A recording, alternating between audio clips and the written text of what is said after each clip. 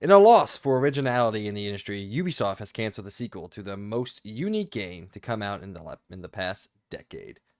Let's talk about it.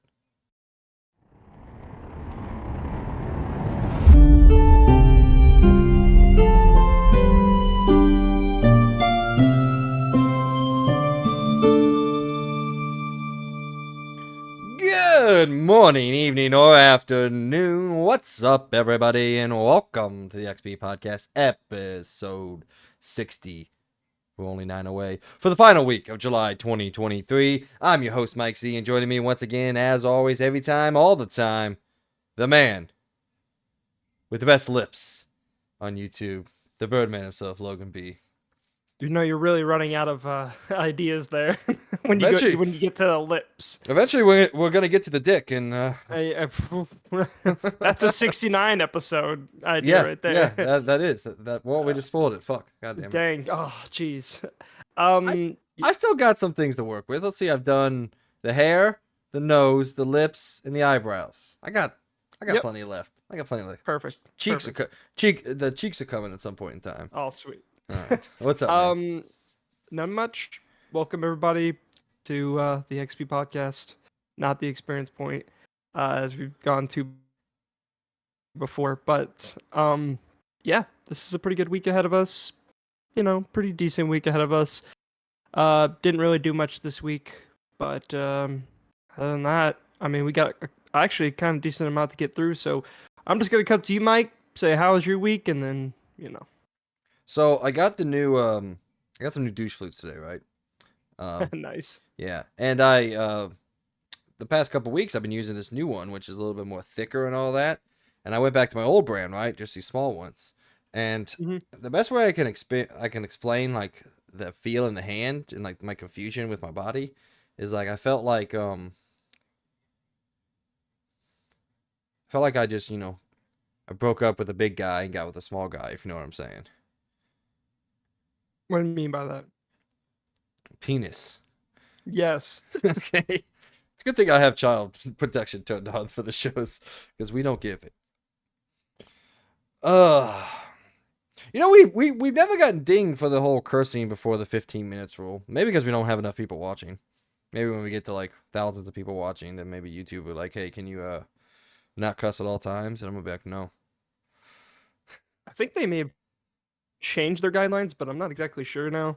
Because I know there was like a video that came out like a month ago about them possibly changing that guideline because they were being a little too heavy on the like specific words that people could say. So yeah, I don't know. Well, fair enough. Anyway, I've had a pretty chill week. Didn't really do too much. I watched a lot of stuff. I don't remember actually the last time I turned on my PlayStation, so didn't really play anything today. Logan and I didn't even play a single second of Exoprimal, which could either be good or bad. I still wanna get all the way through it, see all the content. Play. Yeah. It's just busy.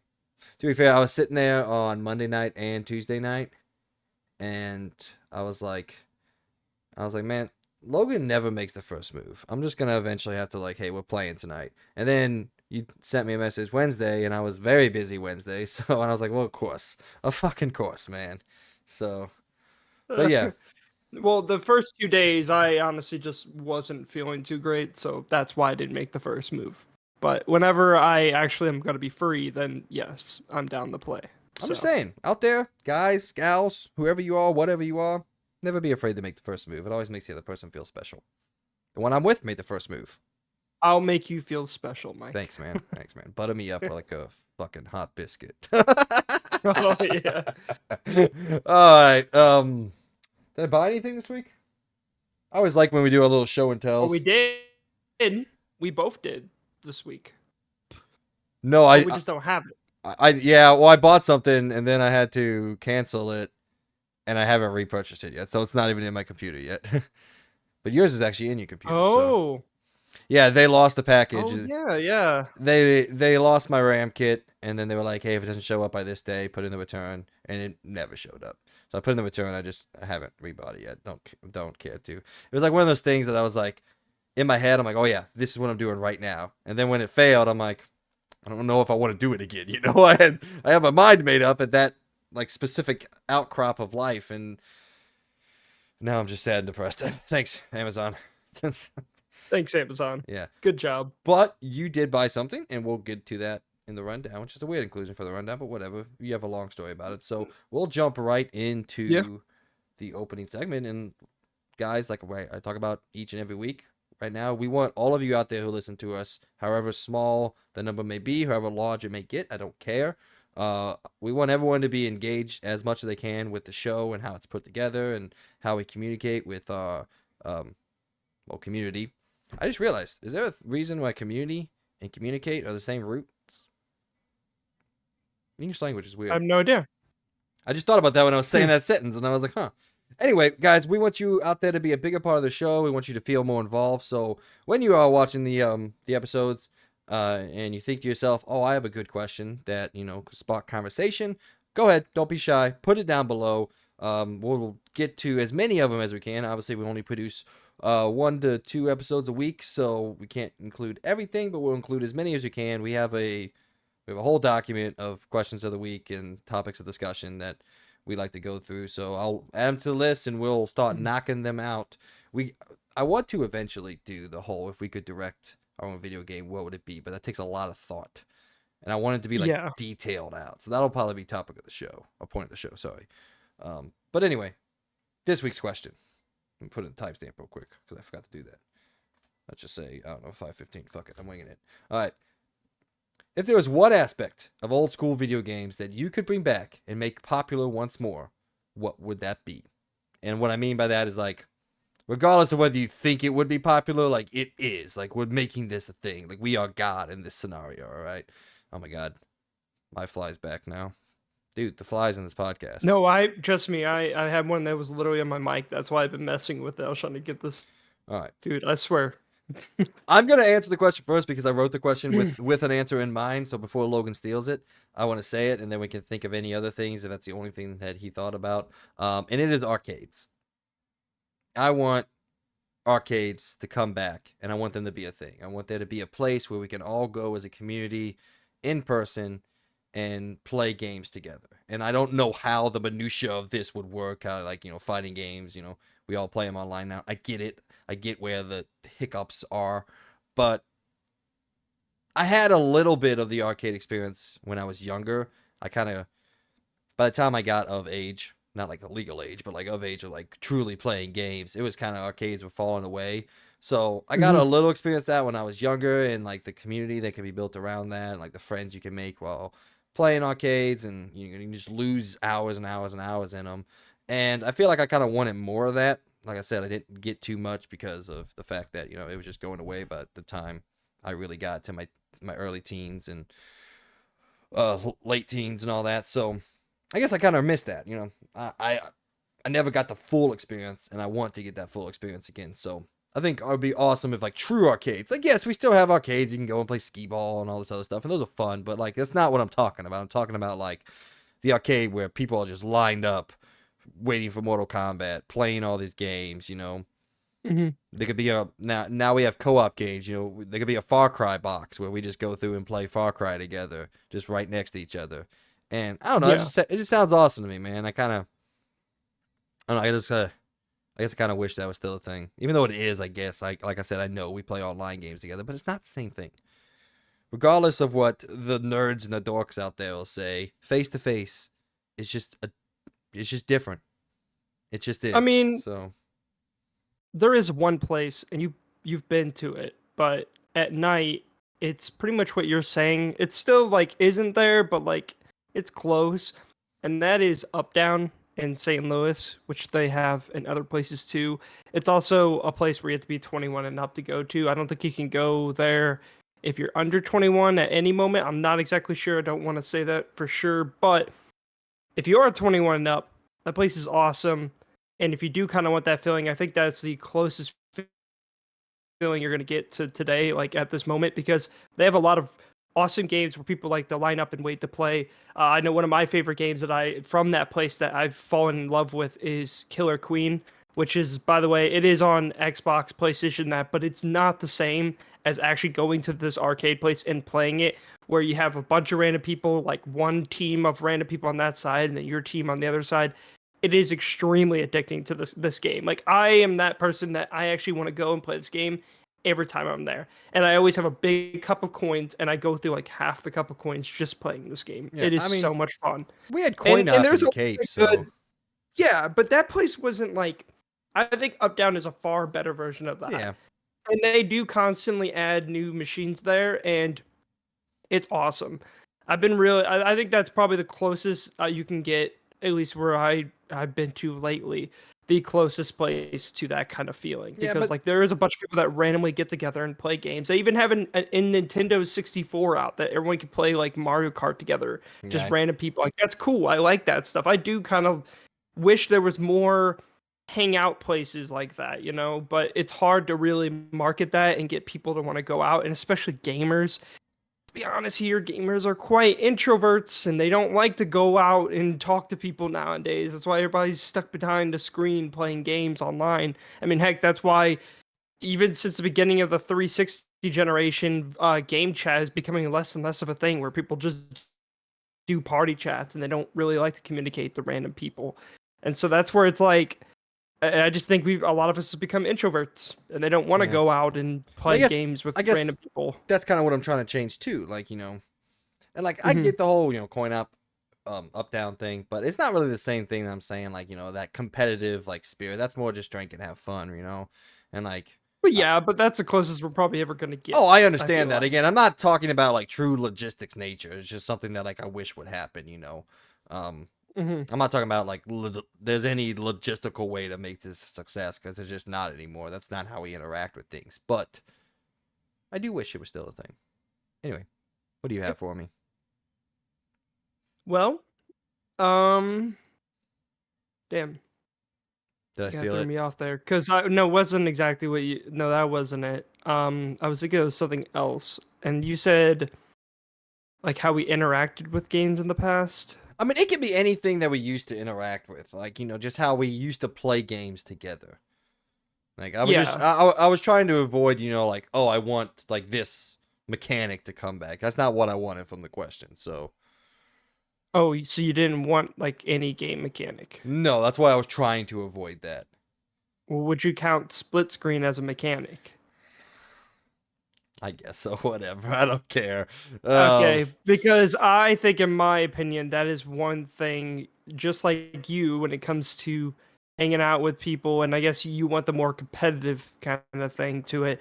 Um, I miss split screen games so much, and I think it's a kind of a crime that they have mostly gone away.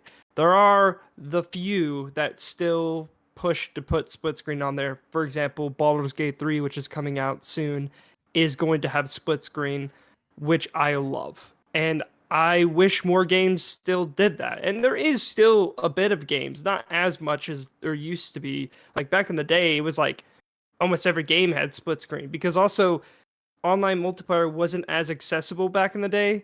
And so the only way most people really got to play games was through split screen. So Yeah, you think of something like Haze Light is probably the proprietor of that with It Takes Two, and mhm.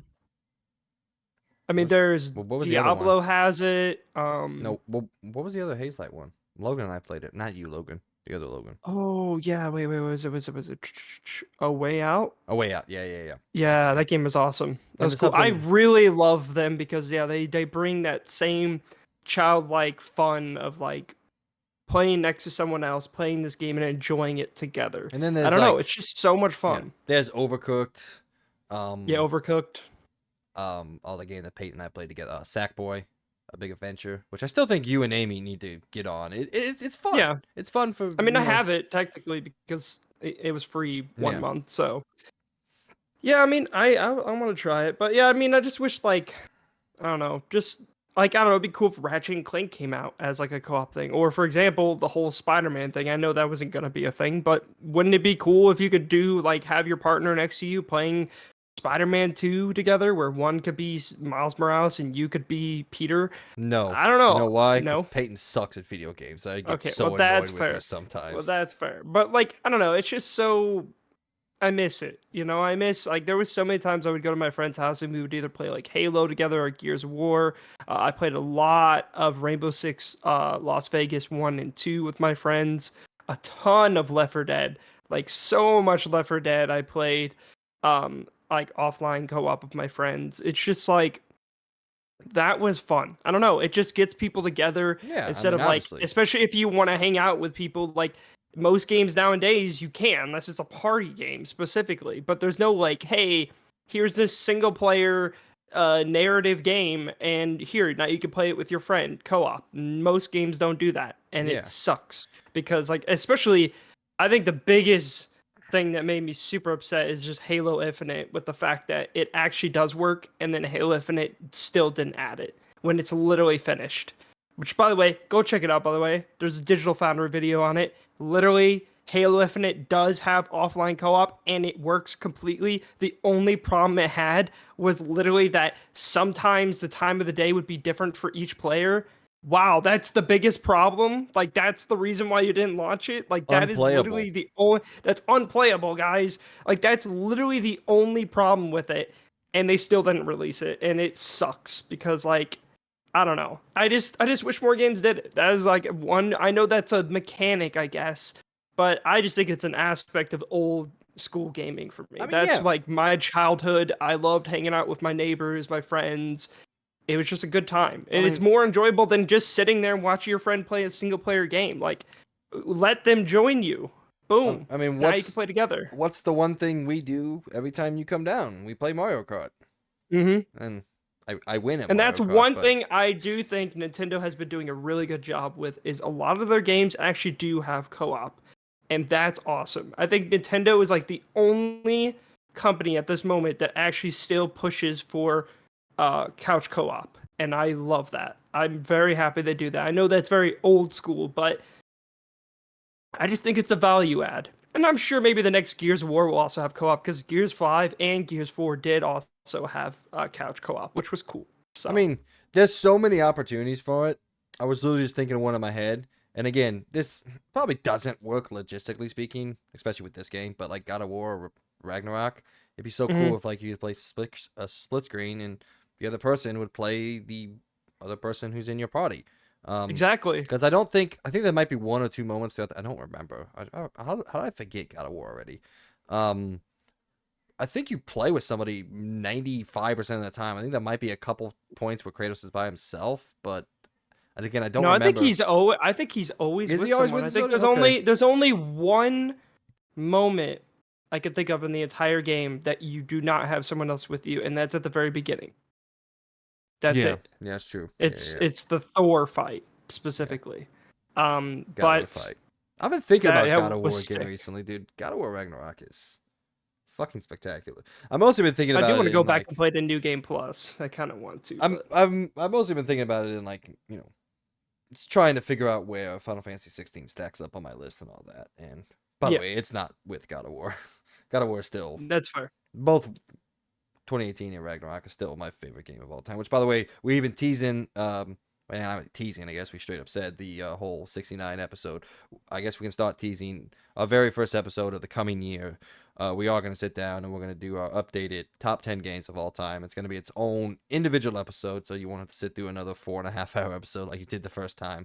It'll be a specific rank 'em episode where we're going to do an updated after 2 years of doing the show. Our top 10 games of all time. So I look forward to that. I'm very excited. Some things have shifted on mine. I've already started kind of putting things in there and trying to figure it out. I definitely want to wait till I get all the games in. And I think I'm gonna not limit myself so much because the last time we did it, we put like, oh, we wanted like these different like genres, and you needed to do like Well, that the was you. honorable mentions. I said myself. Okay, I okay. I literally thought you said said myself. us. I called Oh, myself that's out. why. And that kind of forced me to like not put some things in there that I knew should have been in there, but I wanted to give a bigger breadth of like my gaming history. And it's like, while it's simple, I love Pokemon Gold and Silver. I love Spider-Man more. And so I don't know Hmm. why I left that off my list. So I'm just gonna give you my straight up top 10 games of all time. Yes, it's probably gonna be heavily PlayStation Yeah, leaning. I It mean is they're what it all. is. Yeah, I mean they're all literally the same genre. Then cool. That's just what Yeah. you enjoy. I am still going to stick Like, to. some people probably say they like racing games more than anyone else. That's Yeah, fine. I I'm am not going here to to. judge you. Everyone has their I preference. am going to stick to one per series though, so I do have to figure out which one I like more, Ragnarok Oh, yeah, no, I or think that's a good rule, because then I would Valor. just be like Halo 3, Yeah, Halo 2, and then I would just be naming off, like, yeah. Uncharted I'd rather pick 2, one. Uncharted 4, Last of Us 1 and 2, God of War 2018, Yeah. God of War 1, 2, 3, 2018. It's like it's a Yeah. boring ass list. So anyway, all right. I think we answered the question. I don't remember, but sure, let's move on. Guys, Yeah. if you didn't know, this is in fact the XP Podcast, our weekly video game and pop culture news podcast, where Logan and myself sit down with y'all and talk about all the news stories and happenings inside and out of the video game world. We post a new episode each and every Monday at 8 a.m. or around then, so you can listen to it throughout the week or whenever you desire. You can find us on most of the popular podcasting services, including Apple Podcasts, Spotify. I don't know what's wrong with me. Beautiful. Spotify, Google Podcasts, and more. If you enjoy what we're doing here on the XP Podcast, please head over to our Patreon page where you get to be a part of our weekly discussions and give us your opinions on everything we talk about and everything we don't. You'll also be able to find all of our uploads there along with any exclusive episodes we may post. Links for that, as always, are in the description down below. Or you can simply go to patreon.com and search Experience Point, spelled capital X, capital PERIENCEPOINT. However, if you don't have any money to send our way, don't worry. We still love and appreciate you for listening to us and being a part of us, hopefully, a growing community. You can also go to... I'm tired. You can also go over to our YouTube channel. We get this show and all of our shows in full video format. If you do, please don't forget to give us a like, share, subscribe, and hit that notification icon so you can be aware of everything we post when we decide to post it. Speaking of things we posted, previously on the XP Podcast, episode 29, we talked about our deep week one impressions of Exoprimal. Xbox and PlayStation finally coming to terms over Call of Duty. Speaking of Call of Duty, we also talked about the leaked details of Call of Duty 2023 and 2024, not taking a break anytime soon. And the big bad PS5 Pro is alive and well, if rumors are to be believed. We also talk about so much more. So, if you haven't got a chance, go check that out.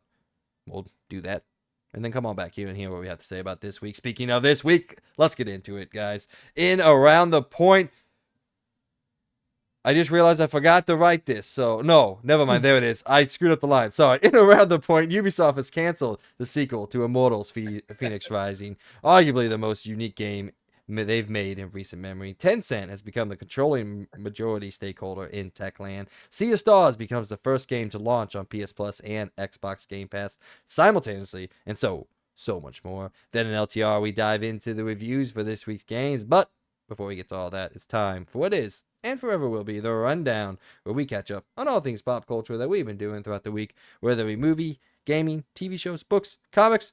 Doesn't matter to us because we like it all, love to talk about it. The man with the best lips in the industry and on YouTube. What have you been doing? Well, let's see here. What have I been doing? Well, I'm gonna start from the top here. I'll leave I guess a little exciting thing in the middle, whatever. So I started finally watching the third season of The Witcher. And I've watched probably 4 to 5 episodes, I think. I can't remember if it's 4 or 5. But it's pretty good. Not bad. Not bad at all, as I said. I think it's pretty enjoyable. I've heard some bad things about the finale of it, so I guess we'll see how that goes. But I want to see it for myself and get my own opinion on it. But so far, I personally have been enjoying this season more than season 2. Um, and yeah, I mean, I think it's pretty good so far. I think it's been pretty action packed. They still have that same. I actually felt that like this one has a little bit more of that Witcher season 1 than Witcher season 2 did. So I've been really enjoying that. I think the combat's fantastic. I think the storytelling has been again better than season 2 in my opinion. And yeah, I mean, I haven't been bored a single minute. Hasn't I think it's been fantastic. Again, haven't finished all of the first part, and I haven't started the second part. And the second part just came out like a couple of days ago. Like I think it was July 28th. It came out. So yeah. So yeah, it's pretty good. So far, if I had to rate it as a so far kind of thing, I would say it's probably. I'm gonna be generous and give it an A so far. I have been enjoying it that much. I've been very intrigued to see where it's going. There hasn't been a single moment of me being like, why, what? This doesn't make any sense. No, it just seems like I feel like they surprisingly, for how much drama's been happening in the background, this seems to be pretty solid. Other than, and I'm not trying. This is probably a conspiracy theory. They seem to have cut down a lot on the nudity, which has been kind of weird because like you watch the first season and then you watch this season and they are like straight up there's a scene where they're in a bathhouse and there's like no nudity. And I'm like, "What?" And again, it's not like it's gonna really tear me apart in the show and make it a horrible show, but it's just weird. It almost seems like there's a little bit of censorship going on, but I'm not one of those people that are like, it's woke or whatever. Like, I'm just trying to let you know that just, I thought that was kind of weird. And that's probably a conspiracy. Maybe there is nudity later on. But other than that, I think it's actually been really good. So.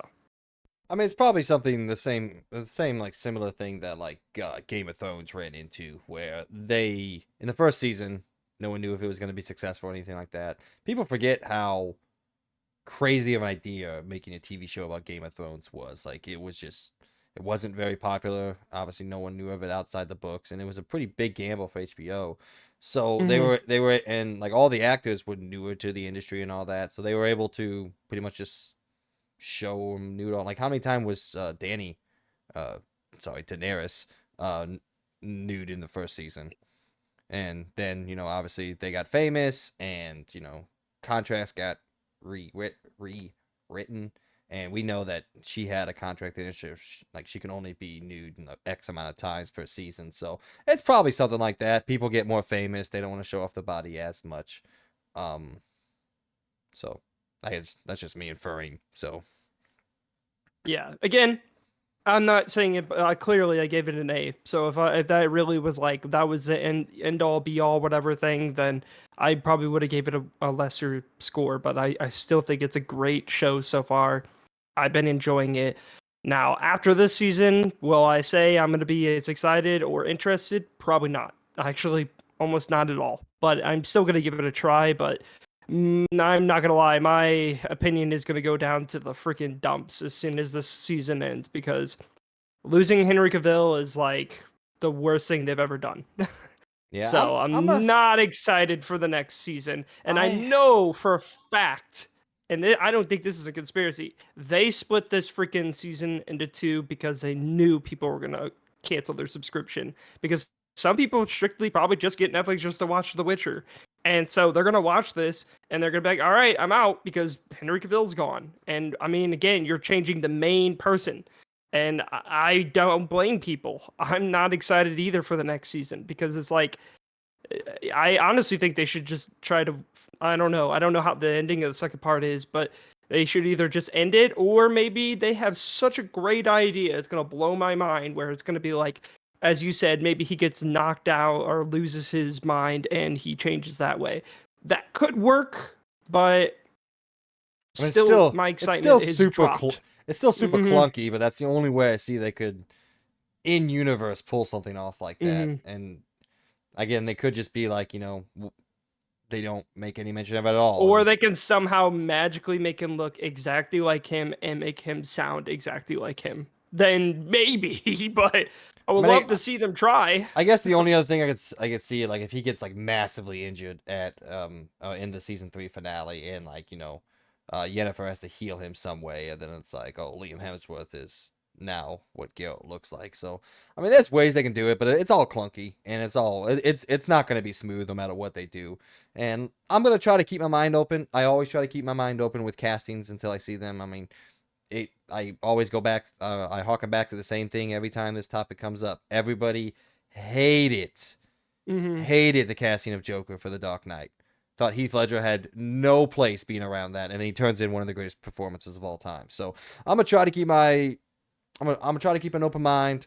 I'm gonna be ready for it. I will jump into The Witcher season 3 this week. I was waiting for it to come out fully, but then by the time it came out fully, I was into another show, which I'll talk about here momentarily. So I finished that up, by the way. So I finished that up last night. So Plus, I also want to throw this out here. Everybody was like, before the first season of The Witcher came out, everybody was judging it already, saying like they don't want Henry Cavill because they didn't think he would be a good Geralt, and then everybody was proven wrong.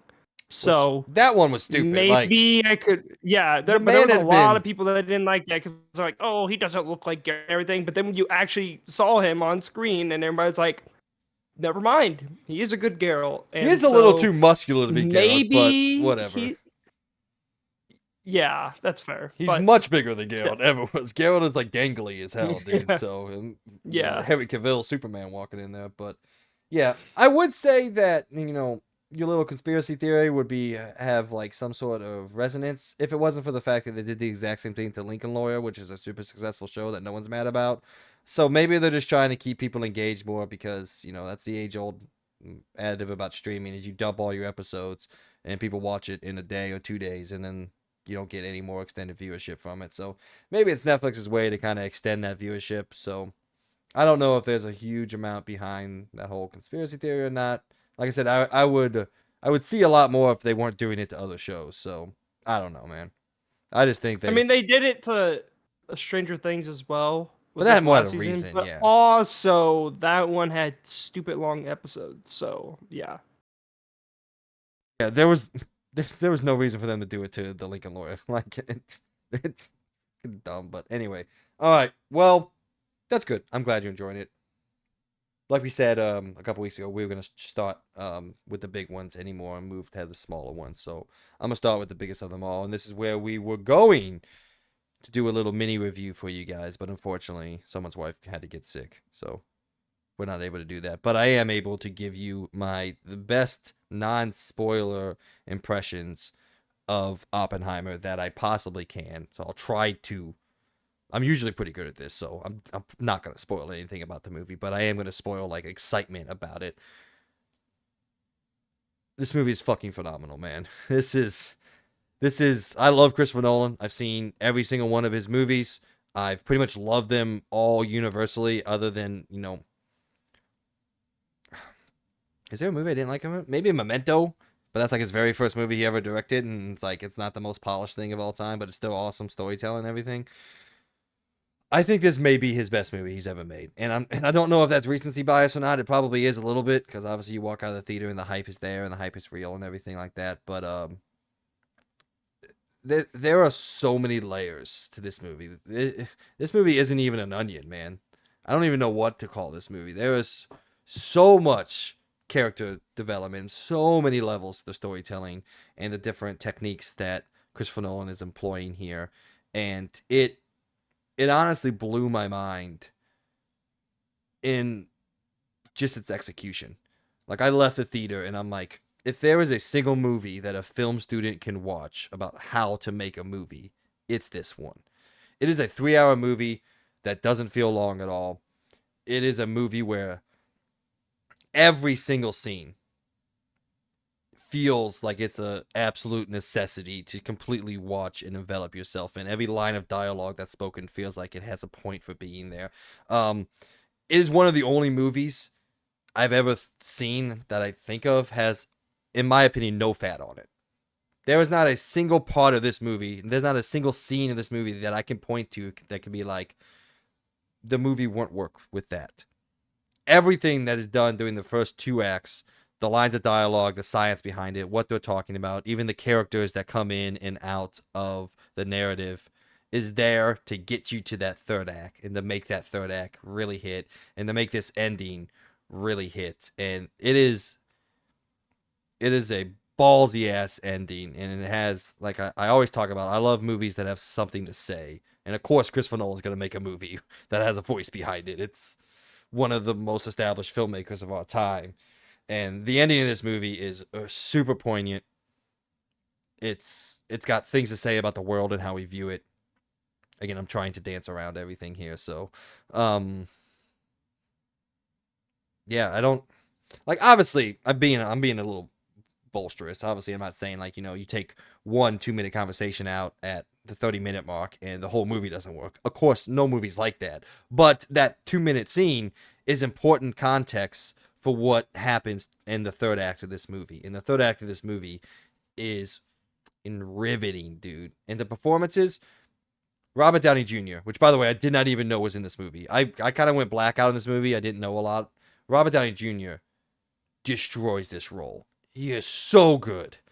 So good. And this man doesn't get an Oscar, at least nomination, I'll be surprised. Awful. Oh, also, I think I'm saying this right. I think it's Cillian Murphy. Maybe it's Killian Murphy. I don't remember. In his first leading role, and he's been in almost every single Nolan film. This is his first leading role. He embodies this role. I see Oppenheimer. I see Dr. Oppenheimer. I don't see Cillian Murphy. I don't see Scarecrow. I don't see his character from Peaky Blinders. I see Dr. Oppenheimer, and that's who I'm watching. And I want to talk about this movie on such a deeper level. I really do, because there's so many things here that I think you and I would love to just sit down and just decompose this movie. That's not the right term. I don't know what the right. I don't know what the that we could break the movie down, but I'm simply saying this is the easiest S of all time. And I'm gonna reiterate that over and over and over again.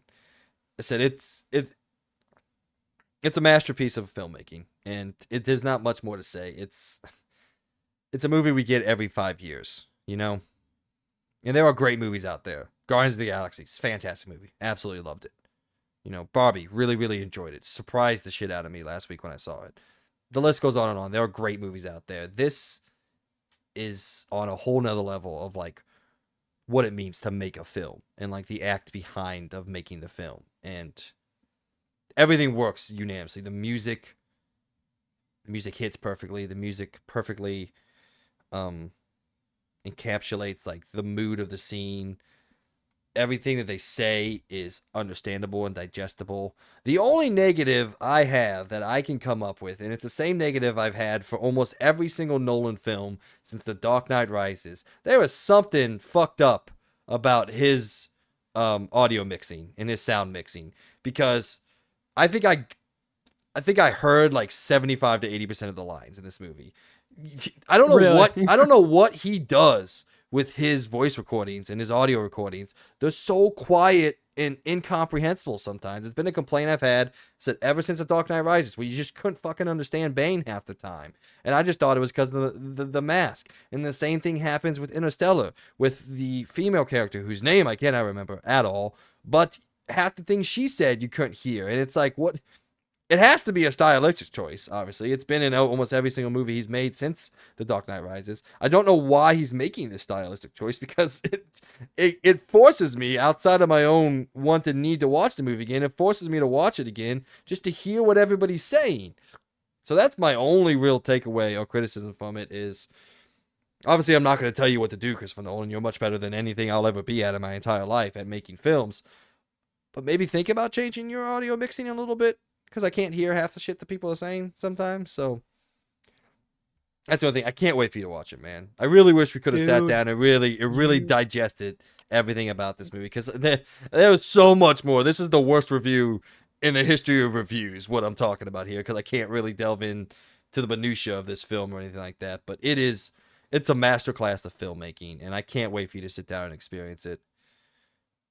Because it was Jesus. Yeah, damn. It's a bar up in here, life. Huh? Living life, you know. It's okay. Well, that was less exciting than I was hoping it would be. Yeah, no, I'm really excited for Wednesday. Again, was planning on seeing it Thursday. My wife got sick. Not upset about it. A little disappointed. Just kidding. But no, I'm excited. I really wanted her to watch it with me, and she said like if she did go, she was just gonna fall asleep. But I'm like, this is not a movie you are going to fall asleep to. We are going to watch this when you are not sick. Because she's like, get someone else to go watch it with you. And I'm like, I just want you to come watch it with me. So I was like, I'll push it off. So I just like exchanged my tickets for Wednesday, which I'm happy I still got IMAX tickets, because if I didn't get IMAX tickets, I was gonna be very upset. I went to watch this movie in IMAX because the only movie I watched in IMAX wasn't really a good showcase of what? You have to watch it in IMAX, yes. Yeah, I'm so excited. Luckily on Wednesday they had some decent seats, not like up close or anything. So I like to be pretty far back. So I got some good seats in the back. So I'm happy about that. and I'm very excited. I cannot wait. I'm happy to hear that it's good. I mean, I had no doubt it was going to be good, but yeah, I'm excited.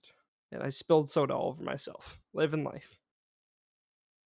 But do you want me to go with my next thing? I was just gonna say, one thing I like to do, we did this the other day after the show, is I like to scroll through like bad reviews of things that just objectively aren't bad. So I'll be back. here I am on. Well, you can still hear me. So here I am on the masterful website of Rotten Tomatoes, and some of the audience responses. The performances and overall story were great, but way too long. It could and should have been an hour shorter. Boring as fuck. If you want to be entertained, don't watch this, says Coral B. I don't care about calling out people's names. Come at me. Movie was way too long. Doesn't deserve all the hype. Most boring movie I've ever seen. Doesn't need IMAX. That one didn't even have the balls to put his name in the review. So, and Caroline P said, too boring. Could have easily been told in 2 hours and not 3 hours. Great performances, specifically Cillian Murphy, but that is all. Not worth going to the movies. Should have waited for streaming. You're wrong. I'm just saying. I understand. Like there's a balance between objective and subjective here, and like you can simply just not like something, and that's perfectly fine. But you're just simply wrong. Like the movie is a fucking masterclass of filmmaking. Good news is those reviews didn't bring it down. It's got a 94 on the tomato meter and a 93 on audience scores. So you know what's something's funny? I told Peyton the other day. We've had a lot of great movies come out. I mean, dude, Barbie, Oppenheimer, this thing, that new kind of romantic thing, romantic. I think it might be Japanese or maybe it's Chinese. I don't remember. It's Asian. Talk to Me, War Pony. You want to know the only movie in the last 2 weeks? War Pony. The fuck is that? I don't know. It's got a 90. I was just looking at the list. So, War Pony is a. Well, whatever. Anyway, you want to know the only movie in the last 2 weeks to not get over 50 on Rotten Tomatoes? Mm-hmm. Disney's The Haunted Mansion. Fuck you, Disney. Wait, what'd it get? 42. Jesus. Although the audience seems to like it, so. But it's Disney's. I actually was like decently interested in the Haunted Mansion movie. That's like the only Disney movie they've come out with in like a few years that I'm like, oh, it actually looks kind of good. I like Haunted Mansion, so I like the original, and I was pretty interested in the new one. Now, all the other shit they've come out with recently, even Pixar movies, which is very surprising because usually I'm a huge Pixar fan, nothing has looked good from them in a long while. All right, so War Pony is. Heck, man, that freaking blew up. I didn't even like shake it. God. It's something about like. I don't know, something about using drugs and alcohol. I literally just read the rating. Oh, so I was expecting like a World War I movie about a horse or something. No. So it says at 23, Bill just wants to make something of himself, whether it's siphoning gas, delivering goods, or breeding poodles. He is determined to hustle his way to the American dream. Meanwhile, 12-year-old Matho, I can't read, can't wait to become a man. Desperate for approval from his younger father, a series of impulsive decisions turns Matho's life upside down as he finds himself unequipped to deal with the harsh realities of the adult world. It's a drama. I'm sure it's really good, but I just don't care. So sorry out there. I don't have to watch every single good movie. But like I said, I am excited. I'm getting much heavier into movies. I used to be, I mean, you knew me back a couple of years ago. I was the movie guy. I saw everything, man. I loved going to the theaters and seeing the newest movie, regardless of what it was. And I fell out of that after COVID, so I'm really excited that I'm getting back into it. COVID kind of really fucked up the whole, everything to be specific. But like movies, especially, man, where like it was very far in between, anyways, with movie releases. Like there was like maybe. I mean, just like probably the end of last year, mid last year, finally movies start to catch up again. Because there was movies that were supposed to come out like in 2020 that got delayed by like 2 years. Top Gun Maverick. Literally, yeah, that's what I mean. Like they all like literally got super delayed. So that's why like I don't blame you, because like again, there wasn't really a lot coming out from 2020 to probably even towards the end of 2022. So I don't blame you. It did suck though, because I think the last movie I tried to go see during 2020 was it was that Pixar movie. What was it called? And it was literally the day that they closed down the theaters. That's awesome. I don't Shit. remember.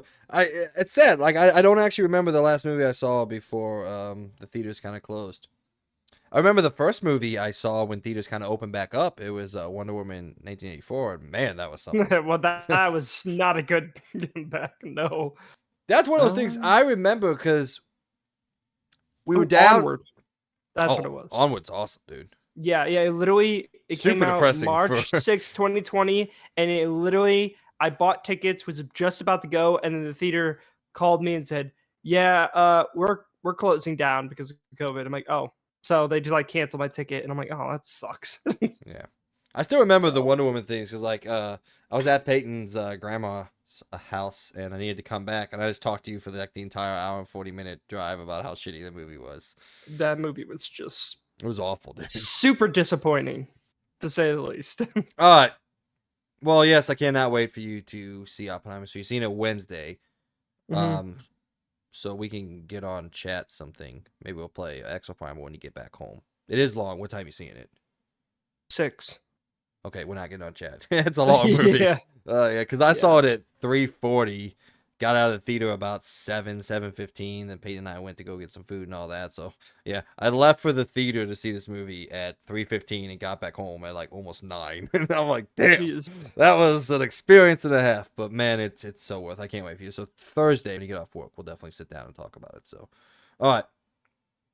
What else you got for us? Well,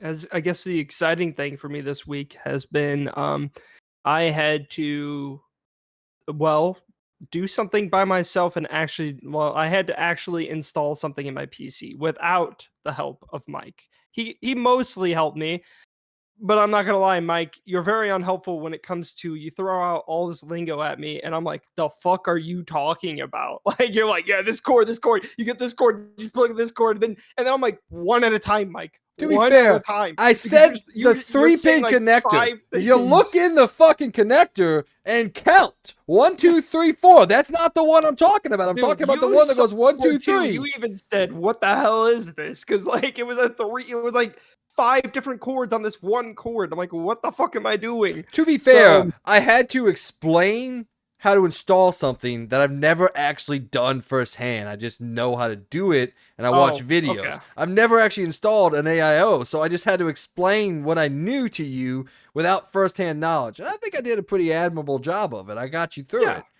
You know, the second half, I actually did come across a good YouTube video.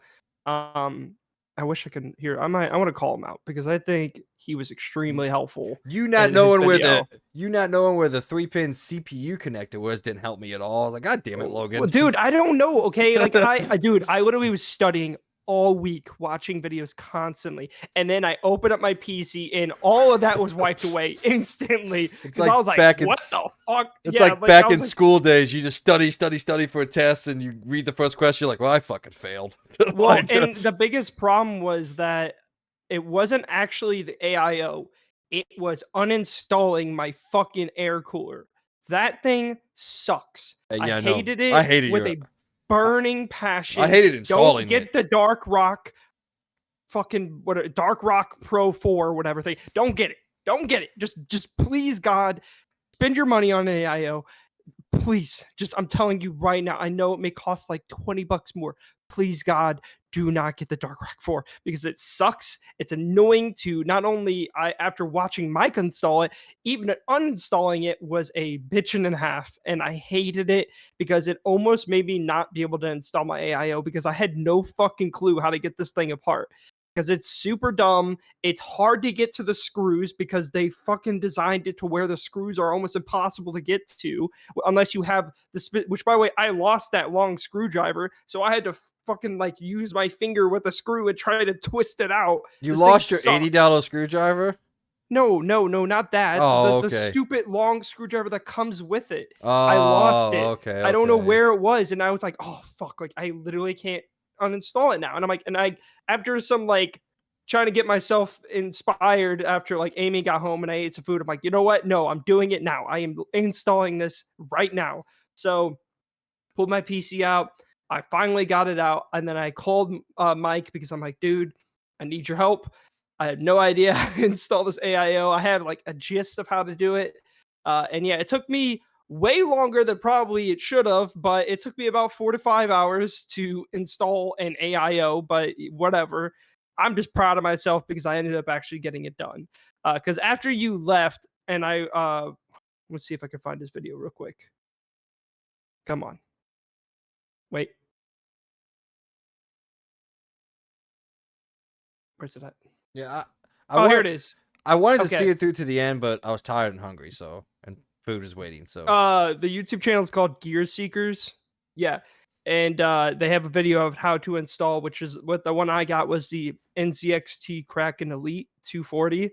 His video is extremely helpful. If you ever need to install an AIO, check this guy's video out because he is very specific and he likes to, like, unlike, which I'm not trying to throw shade, but I watch also another channel called The Provoked Prawn.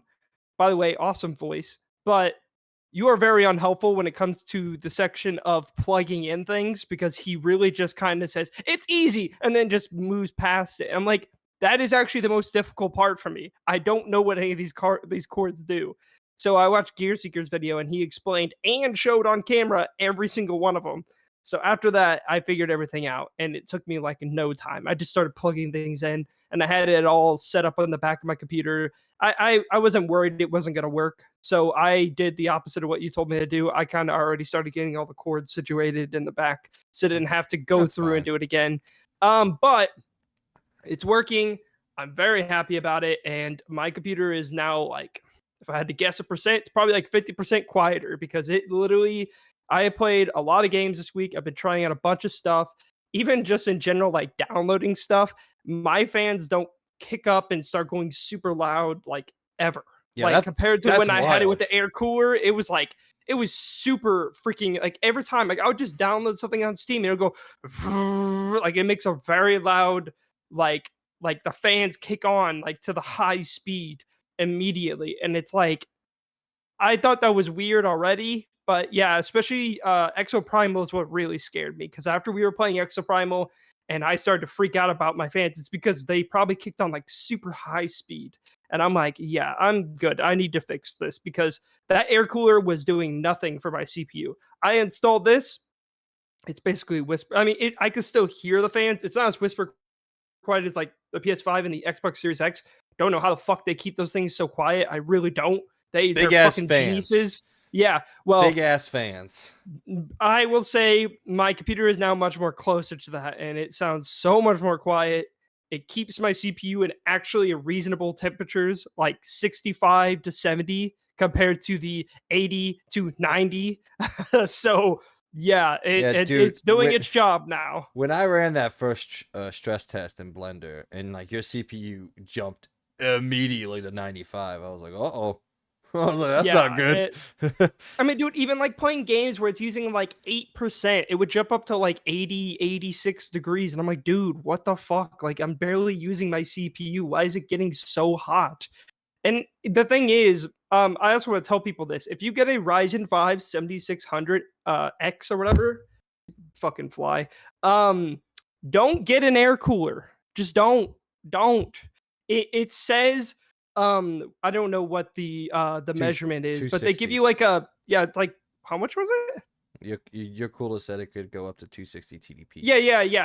But I mean, like the CPU. I know you don't understand the lingo. But what is the CPU rated at? I don't remember what it was rated at. Oh, the 7600. I don't know. That was like, what is it called? TWP or whatever? TDP. Or TDP, yeah. Ryzen But whatever 5. you do, just don't trust it because, yeah, my air cooler was well above, if I remember right, what it was needing, and it literally wasn't doing its job. So I'll tell you right now, don't get an air cooler. Just get an AIO. If it doesn't come with an air cooler, then just get an AIO. That's what I'm going to say right now because the fact that my CPU didn't come with an air cooler probably already should have made me think like, clearly an air cooler isn't going to do the job. Well, now I know. 105, yeah, It was 250 compared to the 105. That's well above what it needed. But no, it didn't do it. So yeah, just letting people know. Make sure to get an AIO. It's also AIOs are just about the same price now. So you might as well just get an AIO. It's so much better. It makes your computer way more quiet and it actually keeps your CPU cool, which mine is doing now. So yeah. That's my fun little charade for this week. But yeah. All right, let me. My only Sorry, I guess yeah. I got one more big one that I want to get through before Okay. a couple of small ones. So, Twisted Metal came out on July 27th. I have watched the entire series. I'm done. Watched all 10 episodes. Mm-hmm. And I have to say, Logan, I don't think you're going to like this movie, a show. Yeah. I really, really enjoyed it. There's a pretty heavy romantic plot to it that I know you just turn your brain off and hate. So, but I like romance stuff. I can recognize when it's not done well and effectively. I think this show is so much better than it had any right or expectation to be when it came out and when it got announced. I truly enjoyed most of the, I don't know, 5+ hours. I don't exactly know what the watch time is. It's around 5 hours because it's 10 30-minute episodes. So, but man, it's so good. Like I am surprised by how good it is. And like I was expecting to just sit down and have a few laughs while watching it, and I wasn't expecting much from it. I was expecting it to come in at like a C, a very average TV show. And while I don't think it's definitely not an S. I don't really think it's an A. I don't think I can, in good conscience, give it that. I do think this is a super, super solidified B, though. Like, it is a solid B TV show. So much better than it has any right to be. Ridiculously fun. It has a bunch of references and all that. Some of them a lot more on the nose than others. Like, again, this isn't a spoiler because it's like in the first 5 minutes of the show and it's in your face, but there's literally a copy of Twisted Metal 2 that falls on a windshield. It's like, all right, come on. Oh, that's cool. But it's funny as hell. Like, it's just simply enjoyable. And I know want to watch it, but dude, I don't know if I want to pay a subscription. Do they even have a free trial for Peacock? They should, yeah. Because like I'm not paying for a Peacock subscription just to watch it, but I do want to watch it because even though I don't like the fact that they made Sweet Tooth completely different as a person, like literally he is polar opposite of what he is in the actual game. But I still want to watch it because I do like comedy. And that's what's going to get me through it. And it's clearly very heavy comedy driven. I mean, it's made by the people that made Deadpool. So and Zombieland. It's probably. Oh, well then there you go. I mean, Zombieland's like one of my favorite movies. So yeah, I mean, I'm sure one of the writers for Zombieland is all that. And while I won't say I completely disagree with you because Sweet Tooth is different, I will say I marginally disagree with you because while again, this is hard because we're comparing an entire developed character against the Twisted Metal series, which has like no character development at all. Yeah, it has some cutscenes when you beat the game, but like I don't know if I would prescribe that as like deep characterizations. Well, they have like multiple cutscenes where they like it's like I guess with like each chapter. Like I know the most recent Twisted Metal game, which was the PS3 one that you could play at PS4 right now, which is Twisted Metal Black, right? Is that what's called? No, no. The most recent one was 2012, which is a reboot of Twisted Metal. Twisted Metal Black came out on PS2. Okay, well, and there's actual Twisted Metal. There's one of them that has a bunch of cutscenes where it's like each chapter you do it, it actually gives you more story, and just watch those because like clearly, it's just like just that in general shows the polar opposite of how he is, which is, I mean, whatever. I mean, I honestly at this point, I think it's just like I think they wanted to be a little bit more mainstream, and since they were focusing on comedy, to have Sweet Tooth be the Sweet Tooth from the game probably wouldn't work too well because then you would have to change the vibe of the show where it would have to be a little bit more serious, which is Sweet Tooth is a lot more serious in the games. He's not a funny character, but he also is the most iconic character of Twisted Metal. Let's be honest here. I think he is the most iconic. That's what everybody thinks of when you hear Twisted Metal. The clown in the ice cream truck. Sweet Tooth. So yeah. Yeah. I will say, what I wanted from Sweet Tooth was to get a unhinged psychopathic killer. Mm-hmm. And that's what the show gave me. Yes, he's a comedic character. He's not full on comedic, but he's also psychopathic and has no regard for human life or anything like that. But there's so many cool moments that, like, as the show went on, I was like, I don't care that they're, you know, kind of framing him in a different way, because he still just will randomly just kill somebody without any regard, just chop the fucking heads off. And so they gave me more than enough that I think it's like, fine, whatever. And also, I will say, if you really care about Sweet Tooth as a character, just watch the end of the show. That's what I'll say. That's fair. That. Yeah. Because what I will say is, this show builds to Twisted Metal. And that's what I'll say on that. But it does so many cool things, dude, with the lore and all that. Yes, there's those stupid little references. Like, at one point, all right, again, I'm not spoiling anything because it's just a super small thing. At one point, the main character needs to restart his car or get his car going. He literally inputs and mouths a cheat code from Twisted Metal 2 to get the start going. It's like, that's so cool. And it's dumb as shit. I understand that. I laughed out loud when it happened because I'm like, that is stupid as hell. But it's just awesome. They just had a fucking fun time with it. And I will say, to this thing's credit, it is more dramatic than I ever thought it would be. Yes, it's a comedy. And I would say probably about 60 or 70% of the jokes really landed for me. There were quite a few of them, and I was like, it didn't make me laugh, but it didn't make me, like, hate it or anything like that. But, man, there were quite a few, like, actually emotional scenes. There's this one scene about mid-season, I'll just say movie theater, and, dude, I was like, shit, they're, like, going in here. Like, this is some character development. It's emotional, it's impactful, and it's resonant because they've set this up well enough. And yeah, I was very, very surprised by this. Like I said, a super, super solid B. I'm gonna go ahead and give Twisted Metal. And I hope people out there go out and watch this thing, because with the way this thing ends, I desperately want a season 2. I fucking want it right now. And man, again, another surprise. We keep getting these adaptations specifically from PlayStation. I just wait for them to disappoint me, right? And so far, while I have my gripes with each and every one, Uncharted, Last of Us, and Twisted Metal, they all are standing a way above and beyond what expectations would be. Maybe outside of The Last of Us, the expectations were pretty high for that. So, but Uncharted and Twisted Metal in particular, expectations were not high at all. They were in the dirt pretty much. And I think both of those shows, well, a movie and a show, has stood pretty high above those expectations. And now I'm kind of on board. I'm like, yo, look, you're making a Gravity Rush movie. That's probably not going to be that great, but make it, an animation movie, and I'll be there for it. I already got my tickets to Gran Turismo day one. Like, I'm on board, man. Just fucking give it to me. Didn't it get delayed, by the way? I'm going to go check that because I got my tickets last week, so I don't know. It still said August 11th when I don't know if that's true, but I came across a article that they said just 2 weeks out, they delayed the movie. So I don't know. Still says August 11th for me. Oh, no, it is. True. Yep.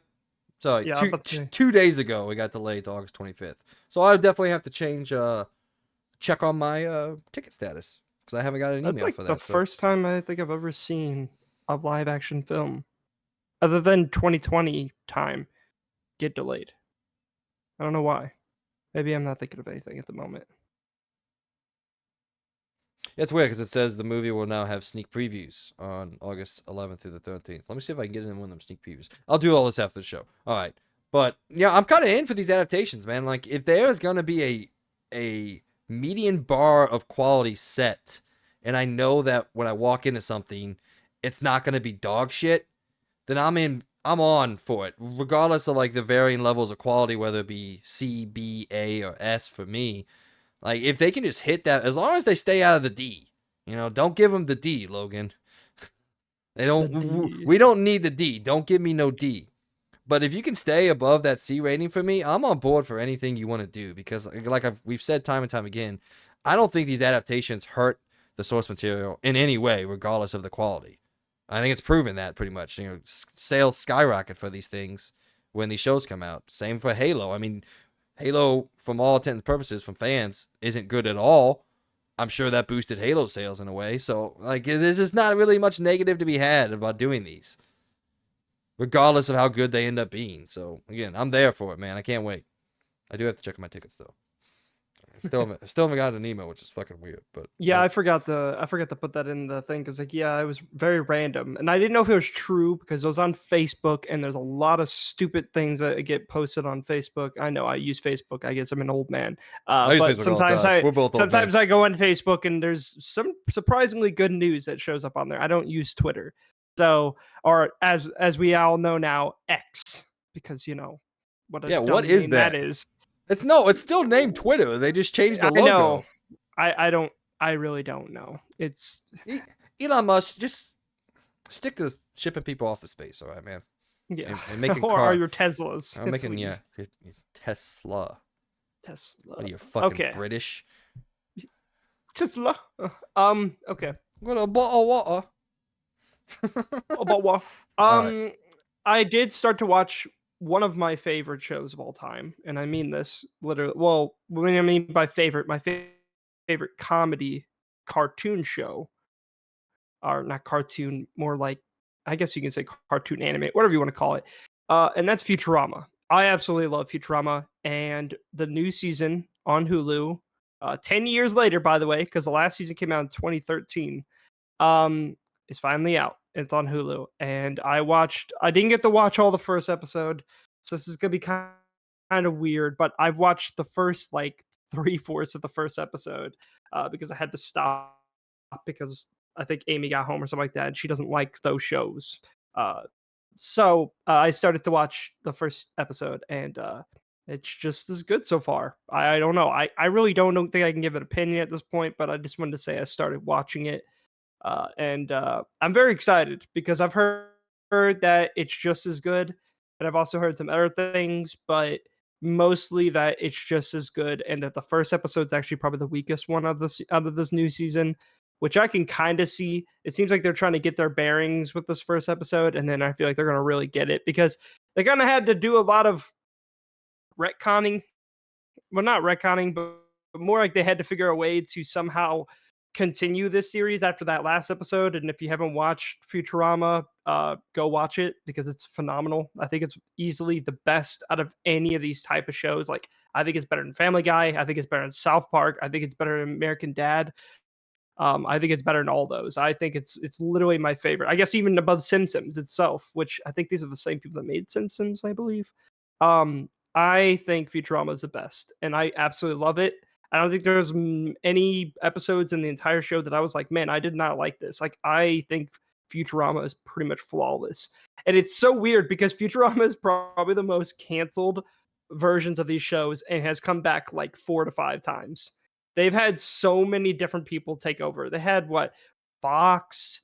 They had what was the other one? I think it was like either ABC or NBC took over, then Comedy Central, and then now they have Hulu.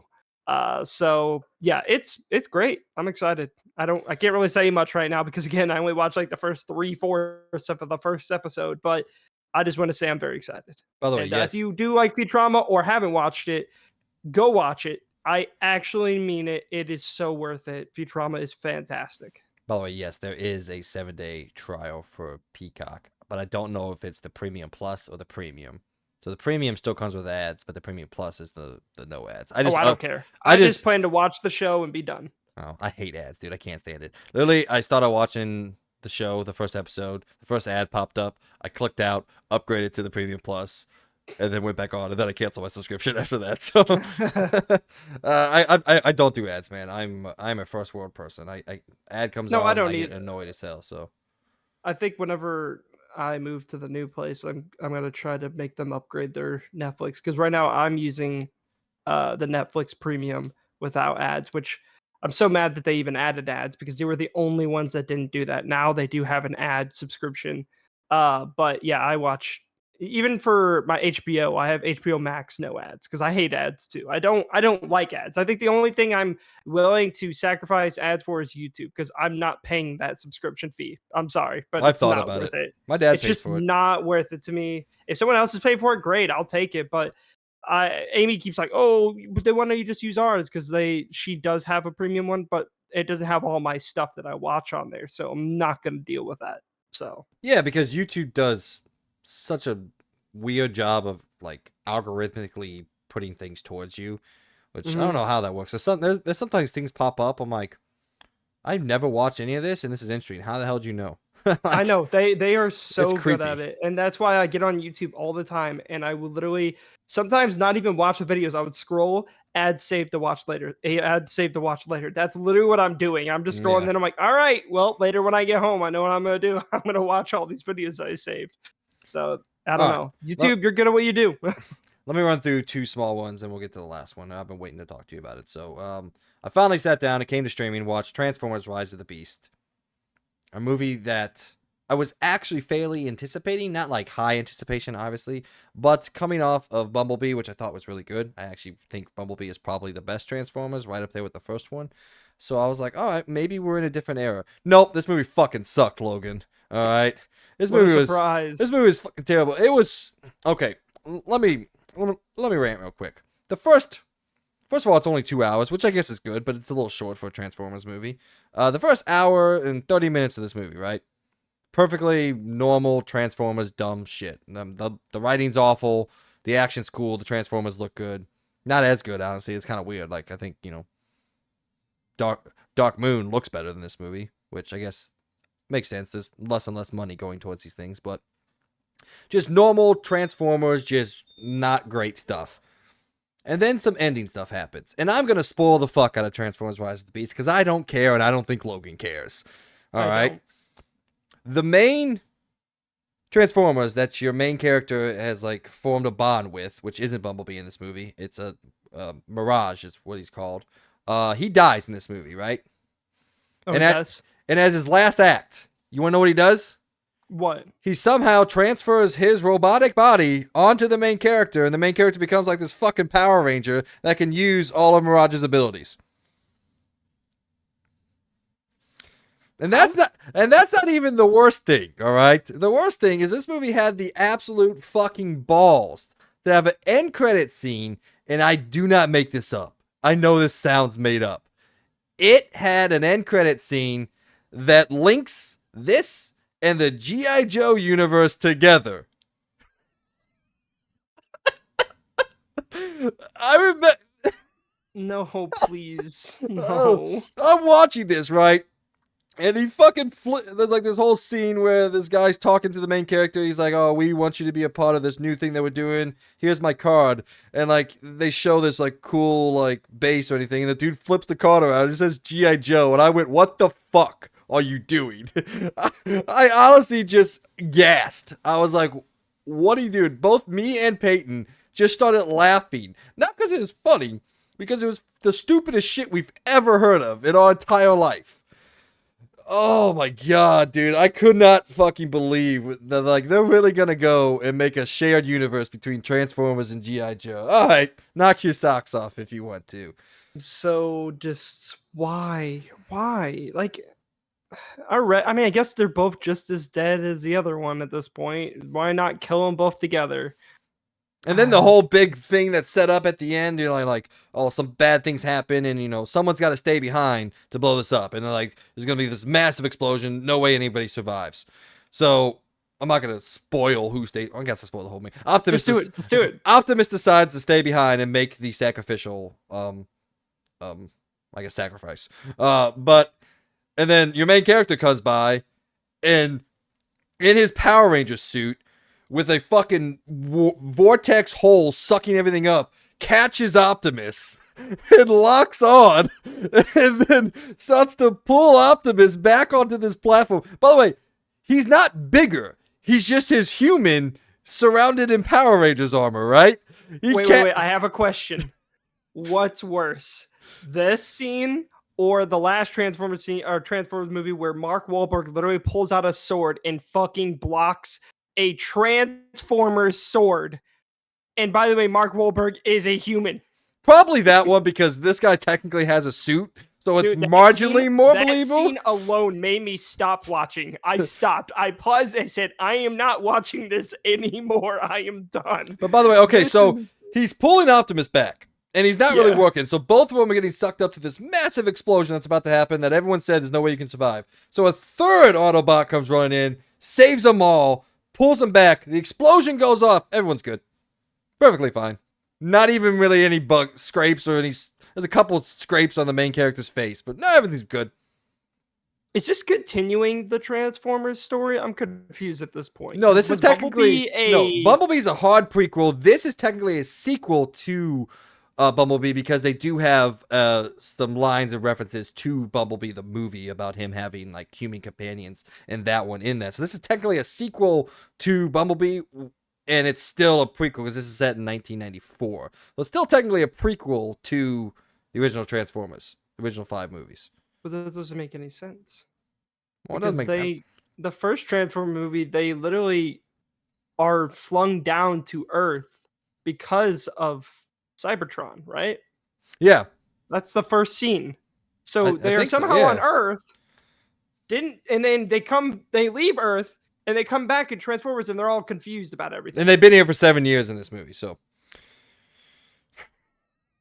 And there's no way for them to escape. Man, we're getting to some Kingdom Hearts fucking level lore here, dude. What the fuck by the way, is happening? there's no way for them to escape. And the whole main crux is Optimus wants to find a way for them to escape.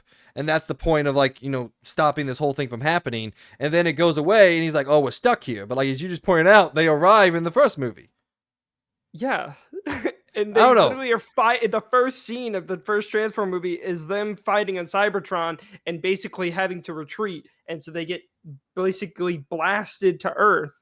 And that's the first movie. So, I guess theoretically what? they could say they arrived on Earth and then all this stuff transpired in the prequels, and then we get to Shia LaBeouf and that storyline. I don't know. It doesn't make any fucking sense. Unicron's in this movie. He's doing some stuff. The Beast. I mean, they're fucking wasted. They're set up cool. Oh, by the way, you want to know what the main Beast character's name is? Ape. Optimus Primal. Instead of Prime. To be fair, they That's do. a good name. To be fair, the character does say, I was named in honor of you, in honor of Optimus Prime. So, I guess, to be fair, but it was fucking dumb, man. I don't think it was awful. I think overall it's way worse than The Last Night. Because I think The Last Night is still kind of enjoyable from here to then. Just the absurdity of it. I understand the sword blocking scene is very dumb, but That scene hurt my soul because, like, I know all the Transformer movies can't be say they're like S tier movies, but I have enjoyed them. Like, I enjoyed the first one, I even enjoyed the second one, and I really enjoyed the third one. And I enjoyed them because they're just action movies. I don't think they're top tier movies. Their storytelling is definitely not phenomenal, but I've always found them to at least have good storytelling to the point where you understand what the fuck is happening. And then, yeah, when it started to switch over to Mark Wahlberg, that's when I started to really lose it. But I'm like, okay, whatever. And then, yeah, that last night, I was like, all right, I'm done. I don't care anymore. I don't. Yeah, see, I think Last Night's a little better than Age of Extinction, mostly because the entire crux of Age of Extinction is the dinosaurs, and once again, just like the Beast, they're fucking wasted. Although the Beast do have a greater point to the plot in this one that than the Dinobots did in Age of Extinction, but I still remember sitting in the theater during Age of Extinction and like, I am bored of seeing things blow up, which is not a good thing. I am tired of seeing explosions on screen. To be fair, there's not as many explosions, and the battle scene. The main battle scene is generally well executed. Again, but this movie just fucking sucks. I don't care about all that minutia and objectiveness criticism. The movie's fucking terrible, man. It's awful. Oh, and anyway, I also watched Cocaine Bear. I finally got around to watching that. It was good. It's fun. I don't think it's as special as as special as people said it was out there. It was ridiculous and it was just fun. I really enjoyed it. Solid C. By the way, Transformers D. Definitely D. Not an F, but yeah, definitely it gave me the D, and not the best way. Not the best way. No lube from Transformers. Lube. Just raw. Just raw D in it. Jesus. I love us. We're not even on episode 69 yet, Mike. It's just my personality. Episode 69 is just you guys are going to finally see my true personality. All right, what else you got, man? My last thing for this week. I was gonna say, tell me about AC4 on PC. Oh boy. I played a lot of games on my PC. And there may be problems with some games, especially new ports and all that. New ports. Let's put those in quotes here. New ports. Redfall. Let's go back. Yeah, especially Redfall. Let's go back. Let's go back. What 10 years? I don't know how many years it's been. To a game called Assassin's Creed 4 Black Flag, and I was like, ooh, I really want to try this out on my PC. I want to see it like fully cranked up. I don't know. And I booted it up, and the first thing I notice is it's not like so it supports in a sense, which by the way, I've been testing a lot of other old Ubisoft games, like for example, Watch Dogs, which literally actually supports widescreen. Same for Unity, supports widescreen. And I get on a Assassin's Creed 4, and you could say it supports widescreen, but it's more like it's like my screen, it's like squeezed to like this way. If So people are watching, Assassin's this is Creed. how like it is, and then the rest is all black bars. It's like a very very heavy cinematic black screen mode or whatever you want to call it. And I'm like, all right, this is already giving me bad vibes. I'm like, okay, so I go in the settings, I mess with a few things. I even try to lower the resolution to like just 1440p, so maybe it'll at least do this, and I'll be fine with that. No, instead of that, it does something way worse. It literally just takes the 2560 by 1440p, I think is the exact one, and it just stretches it on the screen. It actually gives me the full widescreen at that point, but it's super stretched out and disgusting. So I'm like, okay, maybe it's just the menu, because some games are a little weird and they crop the things a little bit in the menu, but when you get in the game, it fixes itself. So I'm like, okay, I mess with the settings, I save it, I go to start the game, and within the first cutscene of this game, it breaks and it just freezes, and I literally couldn't do anything to exit the game. I had to literally restart my PC to get out of the game. I tried everything. I tried to pull up Task Manager. I tried to do anything I could to exit this game. It literally froze up and it wouldn't let me leave. And it wouldn't let me exit the game. It wouldn't let me do anything. And I tried it multiple times. And I'm like, all right, so this game is literally just broken. And it's super annoying because no other game I played on here, even some older Ubisoft games, don't have this problem.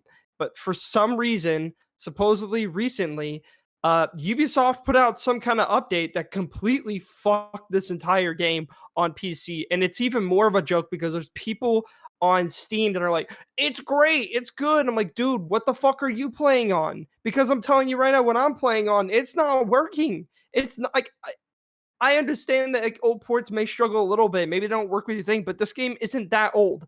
And also, it shouldn't be having these problems. And the fact that it just doesn't work is very frustrating, because I was really excited to test it out. I mean, this is one of my favorite games of all time. I wanted to play it. I wanted to see how it'd be like maxed out on my PC because it's an older game. I thought it would look cool. And it just doesn't work. It will not work. I can't even get through the first part of the game. So yeah, So, all right. do not get it on Steam, people. Also, for some reason, this game is the only game on Steam that I've ever had this problem with. But you start the game, it sends you to Ubisoft Connect, and then Ubisoft Connect asks for a CD key. The fuck? No other game does that. I played Watch Dogs, didn't have that problem. I played Unity, didn't have that problem. I played Far Cry 3, didn't have that problem. But Assassin's Creed 4, you have to have a CD key, guys. That's the only way to play it on Ubisoft Connect. So that's another key point to remind you. You may get stuck at the very beginning trying to even just fucking boot the game. Well, you have to go to the library, click on make a fucking CD key, and then you got to put that CD key into Ubisoft in order to play this game. Dude, just so many dumb things about this game. Like, I was frustrated. I'm really sad because I was really excited to play this game, and it's broken. So, and I actually got a refund immediately. I was like, fuck this. I'm not doing this. I got it for like $4. I wanted to try it out on my PC because I thought it'd be cool. Then it didn't work. So I'm like, all right, refund. I don't want this game anymore. I want my money back. I want my $4. Give me my $4 back because I'm not playing this. Okay, well then never mind. I was gonna tell you there's ways. I did some research while you're talking. There's ways to fix it. Apparently, it's because some of your files got corrupted during the download, and you can do that by Steam has an inbuilt way to verify the integrity of your game file, so check against their database to make sure all the files are what they need to be. That can sometimes mix it up. Not mix it up. That will sometimes fix it. Obviously, uninstalling and reinstalling. You could boot it into compatibility mode, or apparently you can replace the DLL files, which are the corrupted ones, with an app. That will also solve it from freezing on startup. So there's ways around it, but like you said, it shouldn't happen. Shit. I mean, it literally shouldn't be happening, and supposedly this is a more recent problem because Yeah, again, no, they this just article was updated it. from June 30th, 2023. So, yeah, last month.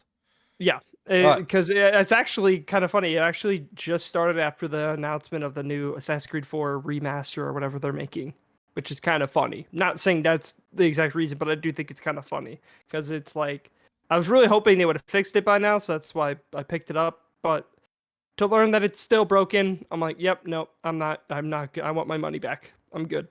That's one thing I want to say right now. Praise Steam. I'm happy that they allow that shit because if I bought this on PlayStation, it didn't work, or Xbox, and it didn't work, they would have said that fucking sucks. That's pretty much what they would have said. Suck a good D, no lube. Yeah. All right, let me run through the last one. We've been running pretty long on this, but that's okay. I don't really care that much. Let me set up how I got to watching this. I watched an anime this week. I started an anime. I like said anime.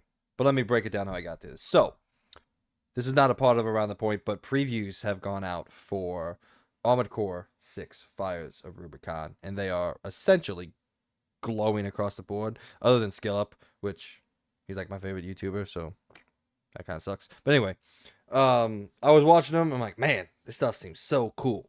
And I used to be, when I was younger, pretty big into mecha anime. And I know people don't like mecha anime because they think it's redundant and there's no really unique things about the genre of anime. I get it. Whatever. I don't care. I like seeing mechs fight alien things. I like that. I love Pacific Rim.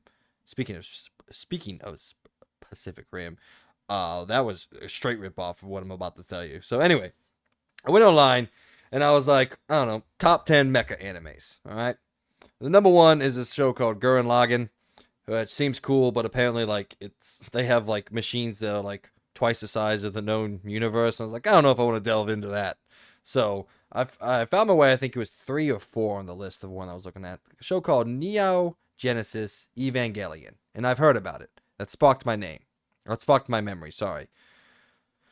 So I booted it up, started watching it. I'm about 12 or 13 episodes into a 26 episode series. And this thing is fucking cool, man. I'm loving it so far. Yeah. There's something to be said. There's something special about 90s anime animation. It just hits on a different level. On an entirely different level than the new wave CG animation stuff that we get, which still looks really good. But there's just something so wholesome and real about the hand-drawn animation of the 80s, 90s, and early 2000s that just hits differently. Think Cowboy Bebop, my favorite anime of all time. Princess Mononoke, which I know is a movie, but it's still an anime. So, like, I don't know where you sit on, like, animation style, but, man, I'm just saying that watching this, I was like, this feels like anime more than kind of new wave stuff does. And I don't know what your opinion is on mecha anime. I know the other Logan absolutely hates it because I was watching Knights of Sidonia, which funny is I never really came to this conclusion. That was Netflix's first original anime that they did. And I like it? Knights of Sidonia. I actually liked Knights of Sidonia. Also, I couldn't get Gurren Lagann on Netflix. It was only on Crunchyroll, and I didn't feel like paying for Crunchyroll. So, but yeah, I don't have a whole lot because I haven't finished with it, but characters are good, story's good, the over-sexualization of things, which is, I guess, kind of what I expect sometimes from Japanese anime. By the way, they have no chill over in Japan. They don't give a fuck. They will draw and say whatever they want and don't care about censorship within the slightest. I mean, one of the scenes is 2 14-year-old people. The girl walks out of the shower completely naked, right? And the male falls on top of him and like fondles her. Like, they don't give a fuck over there. But Yeah, this one's really, really cool so far. I'm really enjoying it. Once you watch it, you realize that Pacific Rim totally ripped off this entire movie or this entire series. It's essentially beat for beat. Well, not beat. I guess not beat for beat. It's stylistically one for one Neo Genesis Evangelion, which I'm just gonna call Evangelion now. But yeah, I know you're a big anime guy, so I figured you'd be interested in it. And like I said, I don't have a whole lot of nuanced discussion about it because I'm still not even halfway through. But it's just really good, man. It's really good anime. It's a good story. It's well told characters. Has a lot of drama to it. It's not really funny per se. It doesn't really have too much comedy in there, but it's just overall I really enjoy it. I watch an episode or two a day, so I'm trying to keep a steady pace just to get all the way through it. So give it a chance if you know. I know you like Where's it anime. on? Netflix. Is it on Netflix? Okay. Yeah. And say it's only 26 episodes, same length as Cowboy Bebop. You'll probably rip through it faster than I will. But it is really enjoyable, really good. Like I said, pretty much good across the board. And it looks really good. And I just love 90s anime, dude. There's something about it, man. Every time I go back to watch Cowboy Bebop, I'm like, this looks incredible. So Dude, Cowboy Bebop is so good. it's my favorite anime of all time. It's so sad because honestly, I wish that it didn't have to. It's mainly because it wasn't popular in Japan, but I really wish it actually got a like. There's a lot of people now that absolutely love it, but we'll probably never get a continuation of it because it really sucks because they had to rush the ending of Cowboy Bebop, and that's its biggest problem is that it had to rush to its ending, and that's because it got canceled, and they had to literally finish this whole thing in one season, one thing. I wish they could have continued it because I think it's phenomenal, but yeah. Yeah, but I over the next couple weeks, if you get a chance, Neo Genesis Evangelion in its whole name, guys. If you listen to us out there, if you haven't got a chance to watch it, great. But again, you haven't answered me. What's your stance on mecha anime? Because like I grew up on like Mobile Suit Gundam, and I fucking love Mobile Suit Gundam. So I've never watched one, so I really, don't know. oh, that's interesting. Yeah. Yeah. I like that stuff. I love as much as I say I'm not excited for a game that's coming out soon called Armored Core. By the way, I did see some gameplay of it. Did look kind of cool. I do like mech stuff still. I mean, heck, I know Timefall, I guess. I mean, it's mech still. I love that stuff. And there's some other stuff that I watched on mech like I liked Pacific Rim and stuff like that. I thought that was cool. I didn't watch the new one. I only watched the other one, that one that came out in like 2010s area. I don't remember what it was. Oh, you ever watched the sequel? Sequel's good. Not great. Nope. Good. I wanted to. I just for some reason never did. It has John Boyega in it. But I love that stuff. I love mech stuff. I think it is cool. So I mean, I'd probably be interested in. Also, I have heard of this anime for a while now. Is this the anime where she has like a bike, right? And she like does like a like she like turn. Isn't that the right one? There's like this specific scene that a lot of animes reuse, and I thought maybe this was the one. Are you talking about Akira? Maybe that's what it is. Akira's awesome, yeah. dude. If you haven't watched Akira yet, top tier. Again, I just like 90s anime. I'm not huge into the new wave anime. I just really haven't found anything that I truly love. Sword Art's probably my favorite until they started dealing with like brother sister love. Then I bounced out of that real quick. So that got fucking weird. And like I said, I don't like the. Oh, what's the one that both you and Eric love? It's the Seven Deadly Sins. I can't. I hate that. I hate Seven. I like Seven Deadly Sins for like the first 2 to 3 seasons. I never finished the whole thing.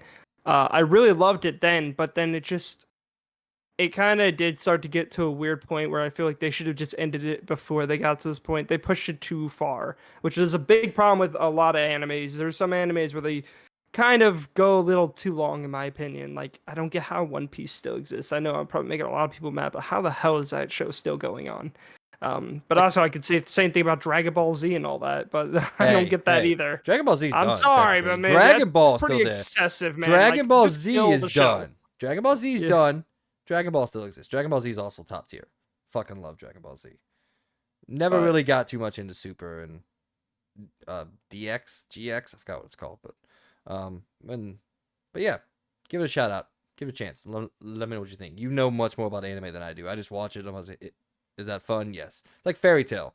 I like Fairy Tail, but I'm just not watching 400 episodes, dude. I just don't have the time for that. So Dude, I'm so excited to watch this new anime that just came to Netflix called Zom 100 that I'm really excited to go watch. That, and I also want to watch Chainsaw Man. I heard a lot of good things about it. And it apparently, has a lot of good references. Vinland Saga is like fucking ridiculously good. The new season Really? came out. It got like 10 out of 10s everywhere. So it Hmm. piqued my interest. I'm gonna go check that out. But also, Also, Mike, you would love Demon Slayer, dude. I Fucking know, watch I Demon Slayer. know. It is that and Attack on Titan, but I especially think you would love Demon Slayer because Demon Slayer, dude, is fucking fantastic. Other than I didn't watch Jujutsu Kaisen, which everyone says is the best looking. I think Demon Slayer is the best looking anime out there at this moment. I think it is phenomenal looking. The story is amazing. The action is just fucking good, dude. Just watch. It's on Netflix, so you can watch all of it. And I think the third season just ended. But there's like it's gonna say it has 4 seasons because the second season is technically a movie. It's called Mugen Train. Uh, but yeah, go watch it, dude. It's so good. Yeah, I think Might you check would it really out. like Demon Slayer. It's fantastic. There's one character that's kind of annoying, but other than that, I think he's not too bad. The more you watch it, and I just think it's phenomenal. It's so good. That's one thing I will say about the Evangelion. None of the characters outside of the main character are really that annoying, and the main character finally gets there. But just like the first like 10 episodes, she's just a whiny little bitch the whole time, and I'm like, shut up, get in the mech, quit bitching. I don't care about your life. You have this fucking ability to get into a freaking mech and fight aliens. Do it. Quit complaining. All right, we went a long time on the rundown, but I don't really care. Yeah. So, all right, let's finally get into the news of the episode, guys and gals. Welcome to Around the Point.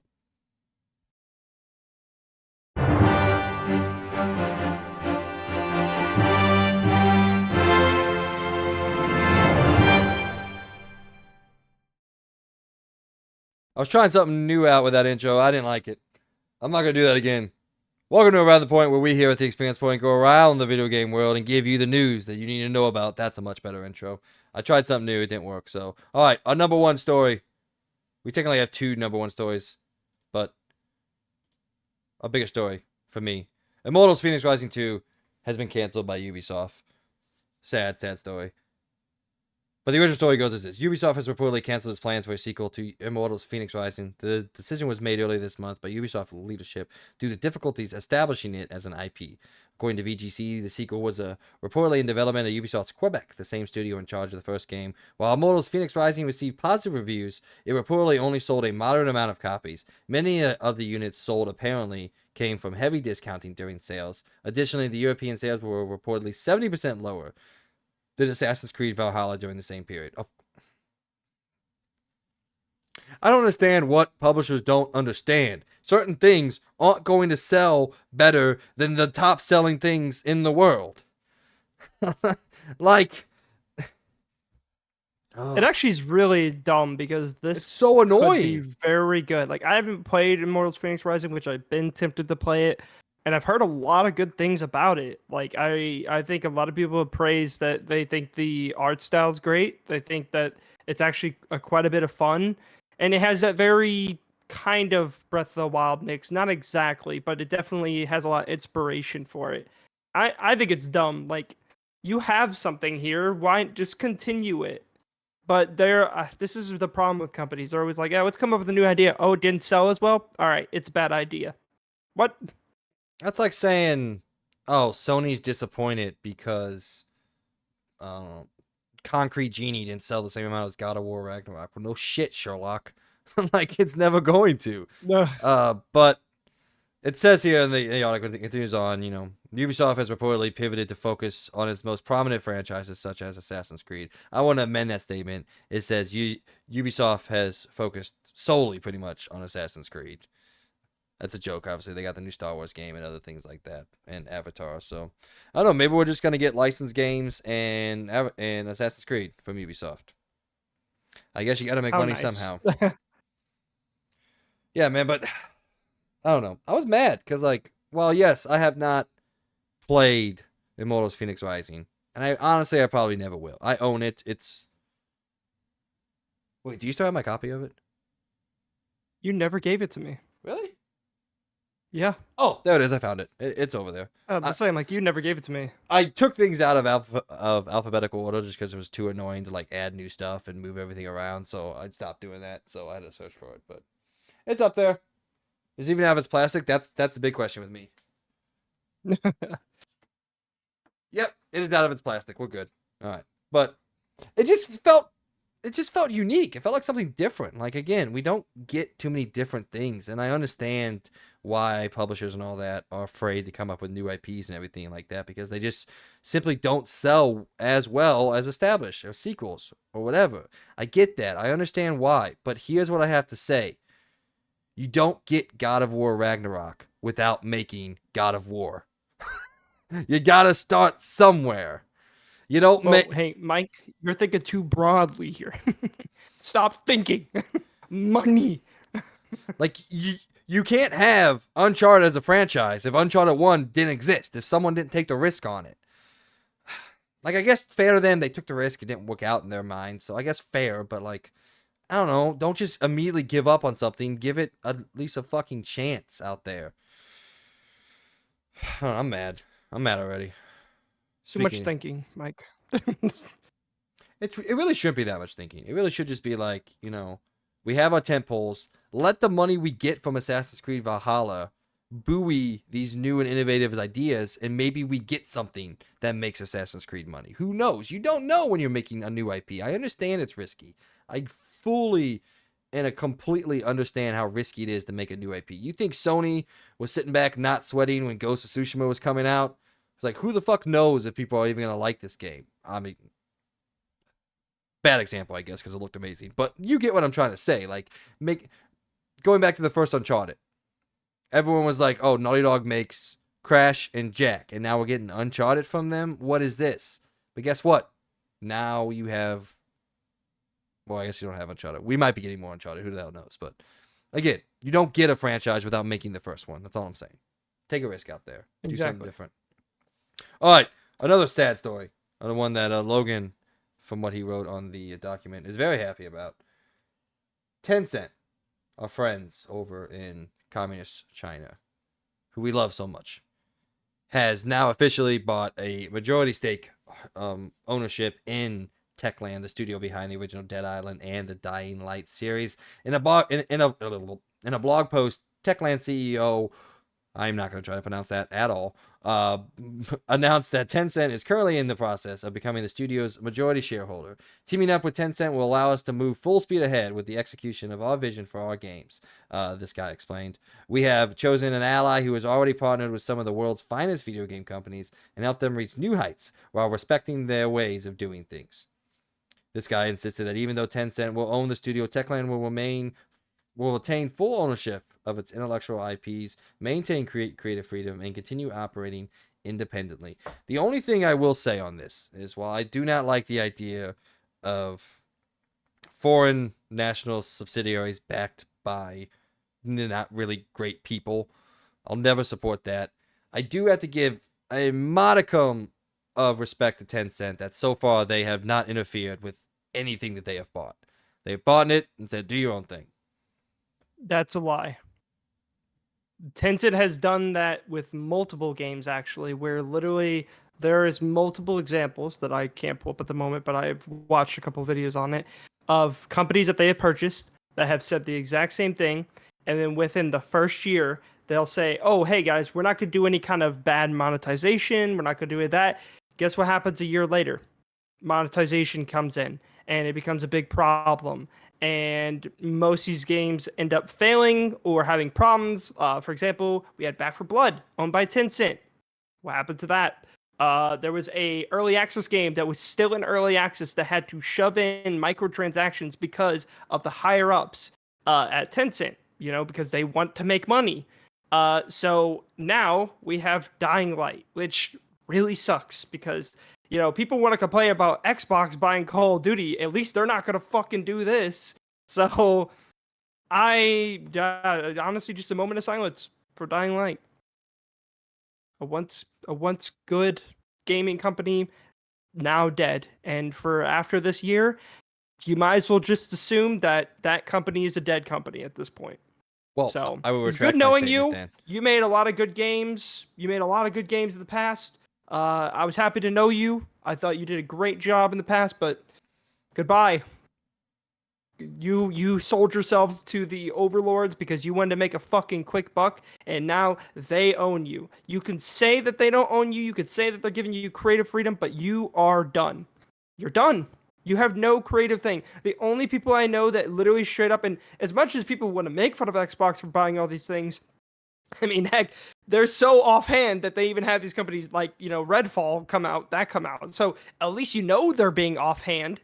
And so at least that's the possibility. If Tencent was truly offhand, then we wouldn't be having this problem. But they aren't. They're so on hand because they want to make money. They want microtransactions. They want all this stupid stuff. And I bet you now the new project that Techland had in the works, I'm sure it's going to be some multiplayer fucking live service game. And it's going to be all this bullshit. So I'm done. I don't trust them anymore. The next Techland game, I don't care. I don't want to look at it because I have a feeling it's going to be all Tencent out. And I'm good. I'm good. It was good knowing you. It was fun playing your games. I thought Dying Light was great. Dying Light 2, pretty fun. But that's it. That's all we got now. See ya. All right. Well, I want to retract my statement. Here's my new statement. Fuck you, Tencent. And Yeah. I don't care if I get sniped by some Chinese spy. I don't give a shit. My life's not worth anything anyway. Well, maybe it's worth something, but not a lot. Wait, actually, you know what? Before you assassinate me, wait till I get to play Spider-Man 2. Then you can assassinate me. Yeah. Then I'm done. Yeah. So wait till October 28. That's probably take me longer than 8 days to beat that. Give me till October 30th, all right, guys out there. I forgot what the leader of Communist China is. I don't remember his name. That doesn't matter. All right. Our next story. A happy one. We're moving into a bunch of happy stuff now. Those were the two bad ones. The two sad ones. The two ones that, by the way, I appreciate that rant, Logan. That was awesome. I fucking love rants, dude. That was I'm a good frustrated one. because That was a good one. Yeah. That was awesome. I just sat back and told Peyton to pop some popcorn for me real quick. Yeah. I love it. I love when people get rant because it shows we have passion, Sometimes people rant and it feels like they're angry. That was a passionate rant. That was a passionate rant of someone who really cared about the games that this company made and now fears for the future of this company. So, good rant. Thank you. People out there who rant on the internet about just dumb stuff because they're angry, you guys suck. Logan's awesome. He also has the best lips on YouTube. Oh, thank you. You almost forgot. I did. I forgot which body part I said this week. I was like, oh shit. Because I don't want to. I don't want to go too fast. I want to space out these compliments. Give you. Yeah. I'm gonna bring you up and then bring you back down. Like the best men out there do. Jesus. All right. Jesus. Number 3 on around the point. A good one. Sea of Stars has announced that it's coming day and date to PlayStation Plus on its launch day of August 29th, 2023, which makes it officially the first video game in the history of video games to come simultaneously to PlayStation Plus and Xbox Game Pass day one and dates. I had a thing queued up here, but I don't know what I did with it. No, there it is. All right. So the director of the game says it's incredible for us to imagine how many more players worldwide will experience Sea of Stars and join the conversation around our project. Lead designer Felipe Dion said in a post on the PlayStation blog. He continued to say, "This game is designed to give a hint of context, but mostly showcase some game. Never mind, that's about the demo. I fucked this whole thing up. I had this whole thing planned out, right? And I think I forgot to add it to the document. I was tired when I wrote this. All right. I work outside. That's fair. Anyway." What do you think about this, man? First ever to do it. I'm of two minds. I think this is cool, mostly because I'm very excited for Sea of Stars. I cannot wait. I'll be playing this instead of Armored Core, and I'll have to find some other time to play Armored Core because I think this game looks absolutely fantastic, and it's right up my alley with old school JRPGs. But also, I don't necessarily know. I definitely don't want this to become the norm. What do you mean? Like, I don't want everything to just come to subscription services because then we're just Netflix out here. Well, I mean, it's more just like some of them do, some don't. It's not every game. Yeah, I know. I'm just saying I don't want it to become the norm. I I haven't mean, really. I why haven't not? really. It makes your service look good. And obviously, there still will always, and I'm sure if they ever try to take this away, eh, I'm sure someone dumb enough will do that. But I don't think they're gonna take away the choice of purchasing it too. So like you could either pay for the service, and the people that are paying for the service clearly already weren't going to buy the game. I mean, heck, I'm buying Starfield and I have Game Pass. I could just wait for Game Pass to give me the game, but I bought it. So it's whatever. I mean, heck, actually, a good example for that worry out there. There is a smart way for these companies to get around that. For example, I do think what Xbox is doing right now with Starfield is very smart because yes, it's coming to Game Pass day one, but if you're people like me or you, well, you probably not gonna do it, but some people out there that are excited for Starfield, they are willing to spend some money to play the game early, and that's why they're offering this premium edition where you can play the game 5 days early. That's a way for them to get purchases on their store for the people that want to do that. So I think either way, they're going to find some way to intrigue both audiences, and I think that's a smart move. I mean, heck, if they start doing that for all the releases, then there you go. That's how they get sales. If you want to play it 5 days early, but if you want to wait for 5 days later and get on Game Pass, then that's your choice. So there you go.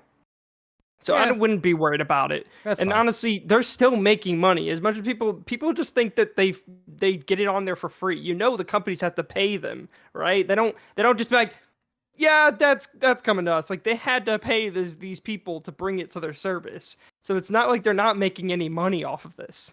Actually, I'm pretty sure they all have a thing where if they do better than most games, they actually get a higher cut too every month too. So it's just like Spotify in that. I mean, it's just how it's moving. I actually It did some makes things research more on that, accessible. and there's no evidence of like how the actual financials work behind the Yeah. subscription service. But, So but who the hell still, knows? they're clearly making money if people are still doing it. Yeah. That's all the proof you need. If it was such a bad thing, then why the hell are these game developers doing it in the first place? Well, They clearly want to make money. this is what I say. I am still not a believer in subscription services as the if de facto feature of how we purchase games. I just want to get that out there. I will Yeah. become a more solidified believer when a very prominent sequel comes to these subscription services. That's not first party, obviously. Obviously, we get like Xbox games and all that are sequels come. When one of these publishers says, we're going to release Resident Evil 8 or 9 on Xbox Game Pass, then I'll be a little bit more believer of the financials behind it because we haven't seen that yet. We haven't seen a major third party publisher release a sequel of relevance that's going to sell millions and millions of copies on a subscription service yet. That's my How only about thing. Wolong? That's not a sequel.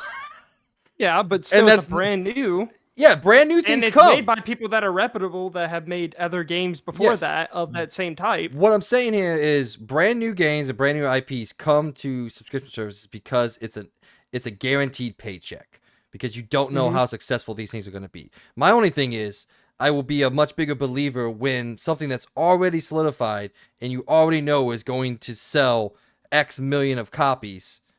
I guess you don't technically know, but like again, you have an idea of like how much things are going to sell. If that comes out and then a third party publisher is like, you know what, we believe in subscription services enough. Here you go, also. Then I'll be a bigger believer in the financials behind it, because we don't know what the financials behind all this are. We can hypothesize and all that and make very crude assumptions about what the financials are, but we just don't know yet. And I haven't seen proof of, you know, the big game, that guaranteed paycheck from a studio coming out and also going to Game Pass, PlayStation Plus, any subscription service. There's just not that proof yet. And if that comes, then I'll be a little bit more on board. Like, okay, maybe I don't fully understand the financials. Let's see how this all works. But that hasn't come to fruition yet, so I'm still holding off on my full-fledged, let's get games for no money. But that's just my stance. And it's everyone's out there stance to believe and cheer whatever they want. But regardless of all that, this is cool. I get to play Sea of Stars for a little bit less money. I may think about buying it anyway because I believe it's only like $40. It wasn't a full price game to begin with, so who knows? Maybe I'll still throw them some bucks. I don't know. Are you gonna play Sea of That's fine. Stars now? No. God damn it, Logan. Play a I freaking have too JRPG. many games to play at the moment, man. I have That's too true. many games. I do have to rip through this game before Starfield comes out, which is one of the only reasons why I'm not buying the early access, because I want to play this game desperately. Starfield is going to be a dedicated thing for me for that entire month. Yeah. And because I got to beat it before Spider-Man, or at least get through 90% of it in a sense before Spider-Man. Because when Spider-Man comes out, that's also taking up the entire month. Probably won't take an entire month to beat it, but still. Yeah, I gotta rip through Starfield too. So, all right, let's keep it moving out there. I hope the developers got a nice, pretty paycheck from both Xbox and PlayStation. I'm sure they did. This game is fairly hyped. People are excited about again, that. I would assume they did, or they wouldn't. Let's hope they did. Again, let's hope. But yes, assumptions should be solidified there. All right, let's keep it moving to the next one. Number 4 on Around the Point, Insomniac Games, also known as the little engine that could of game development, has been confirmed to have a third AAA game in production, and it's rumored / confirmed. We don't exactly know what that be the next multiplayer game coming from PlayStation Studios. And what's funny is this is technically not new news, but nobody figured it out until now. So in an interview that was recorded back in September of 2022, Insomniac Games project director Aaron Eberhardt confirmed that the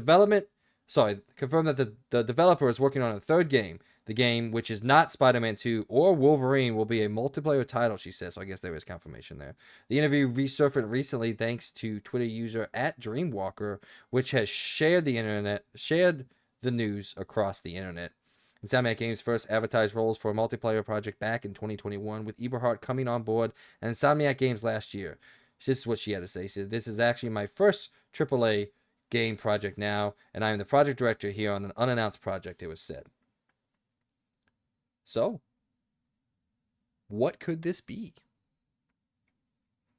A revival of the Resistance series? I hope not. I love Resistance, but make something new, fresh, different, interesting.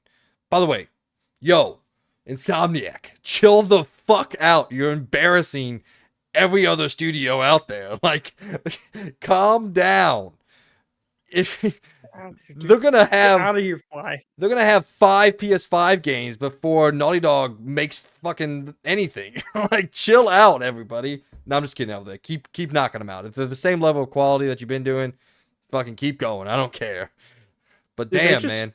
They just got it down, man. I don't know, man. I don't know how they do it.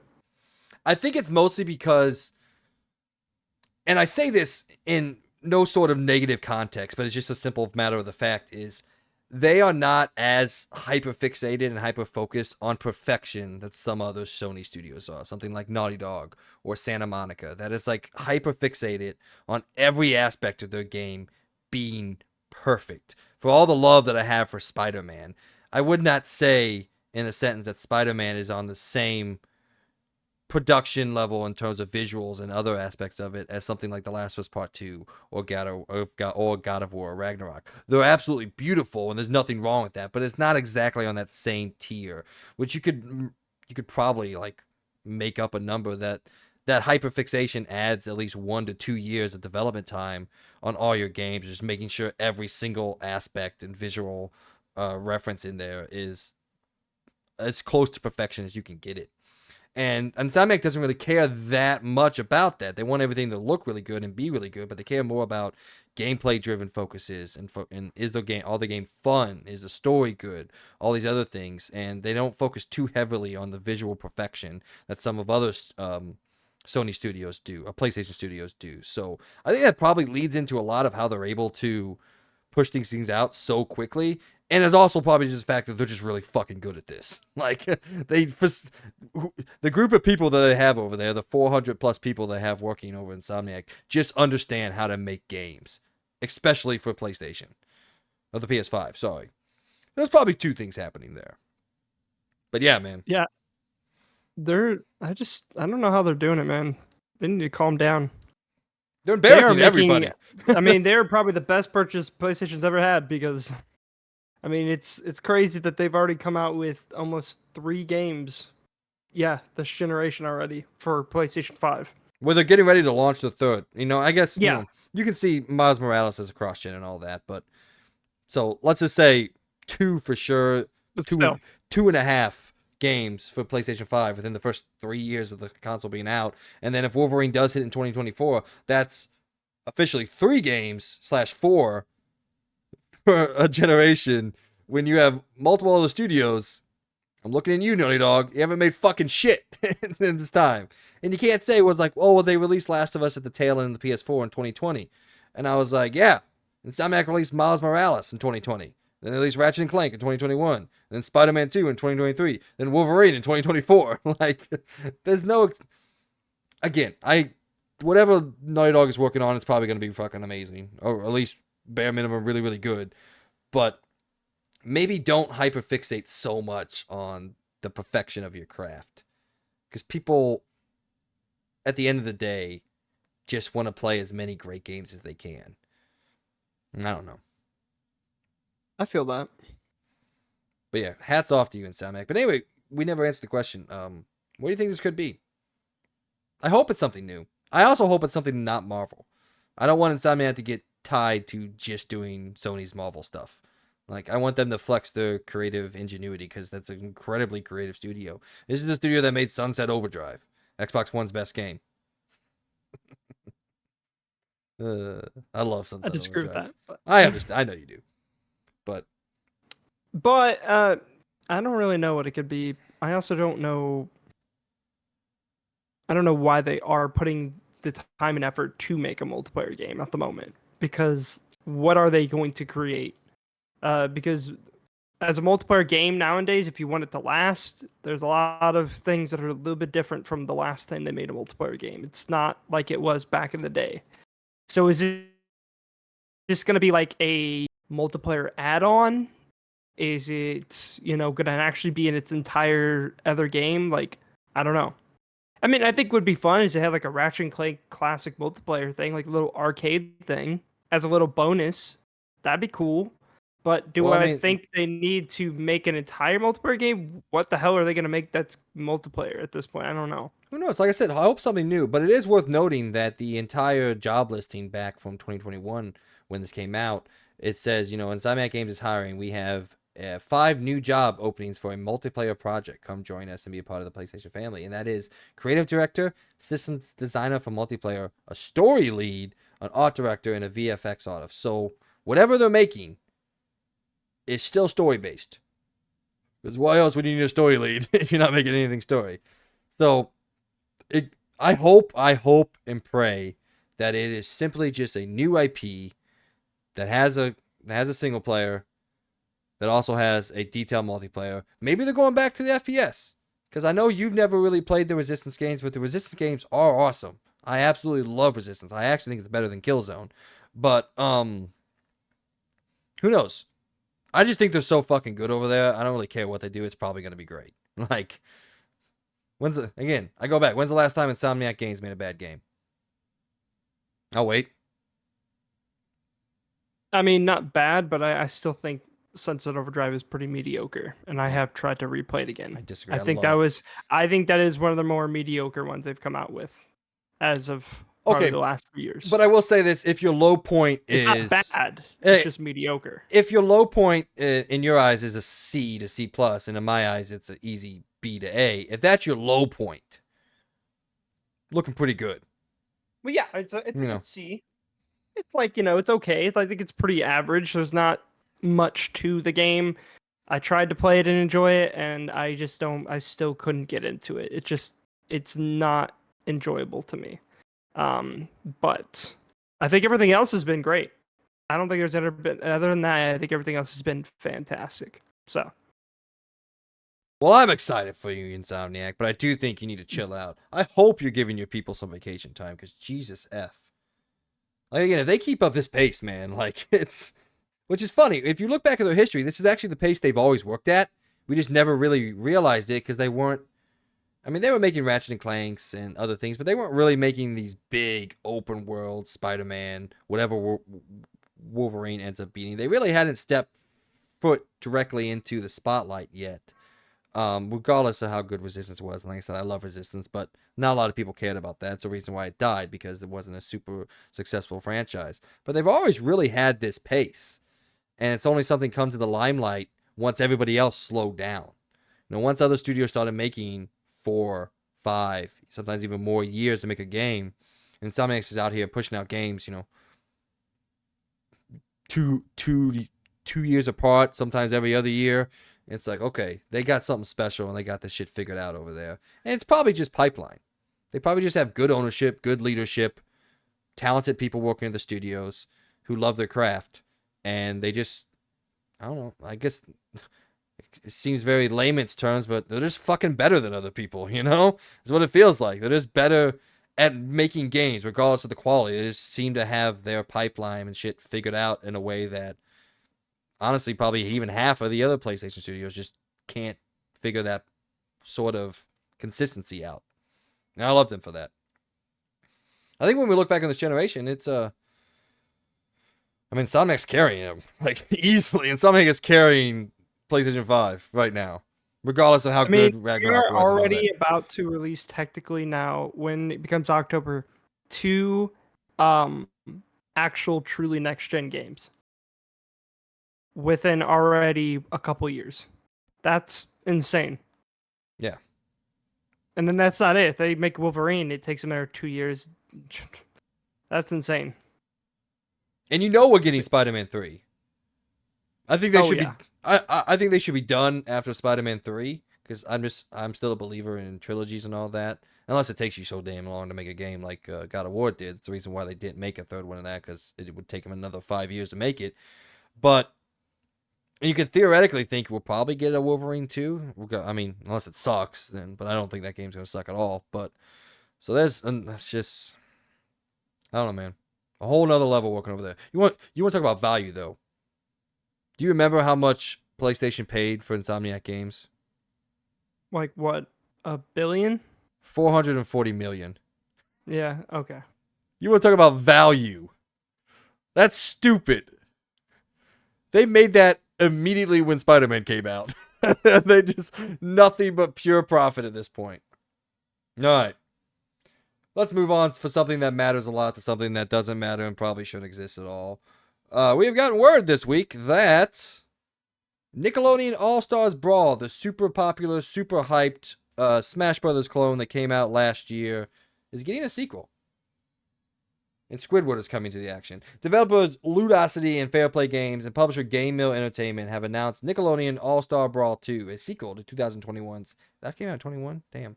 2021's hit 4-player Smash Brothers Melee-like multiplayer brawl. It's due out later this year. I did not read this at all. Game Mill promises in shorter, bigger, better, and more. More characters, more stages, more modes, plus a new campaign, full crossplay for all platforms, voice acting for every playable character, new minigames, improved graphics, and more. Take a look at the announcement trailer down below. You can't do that because I'm reading from an article. But I guess it sounds like it sounds like this is exactly what the first game should have been.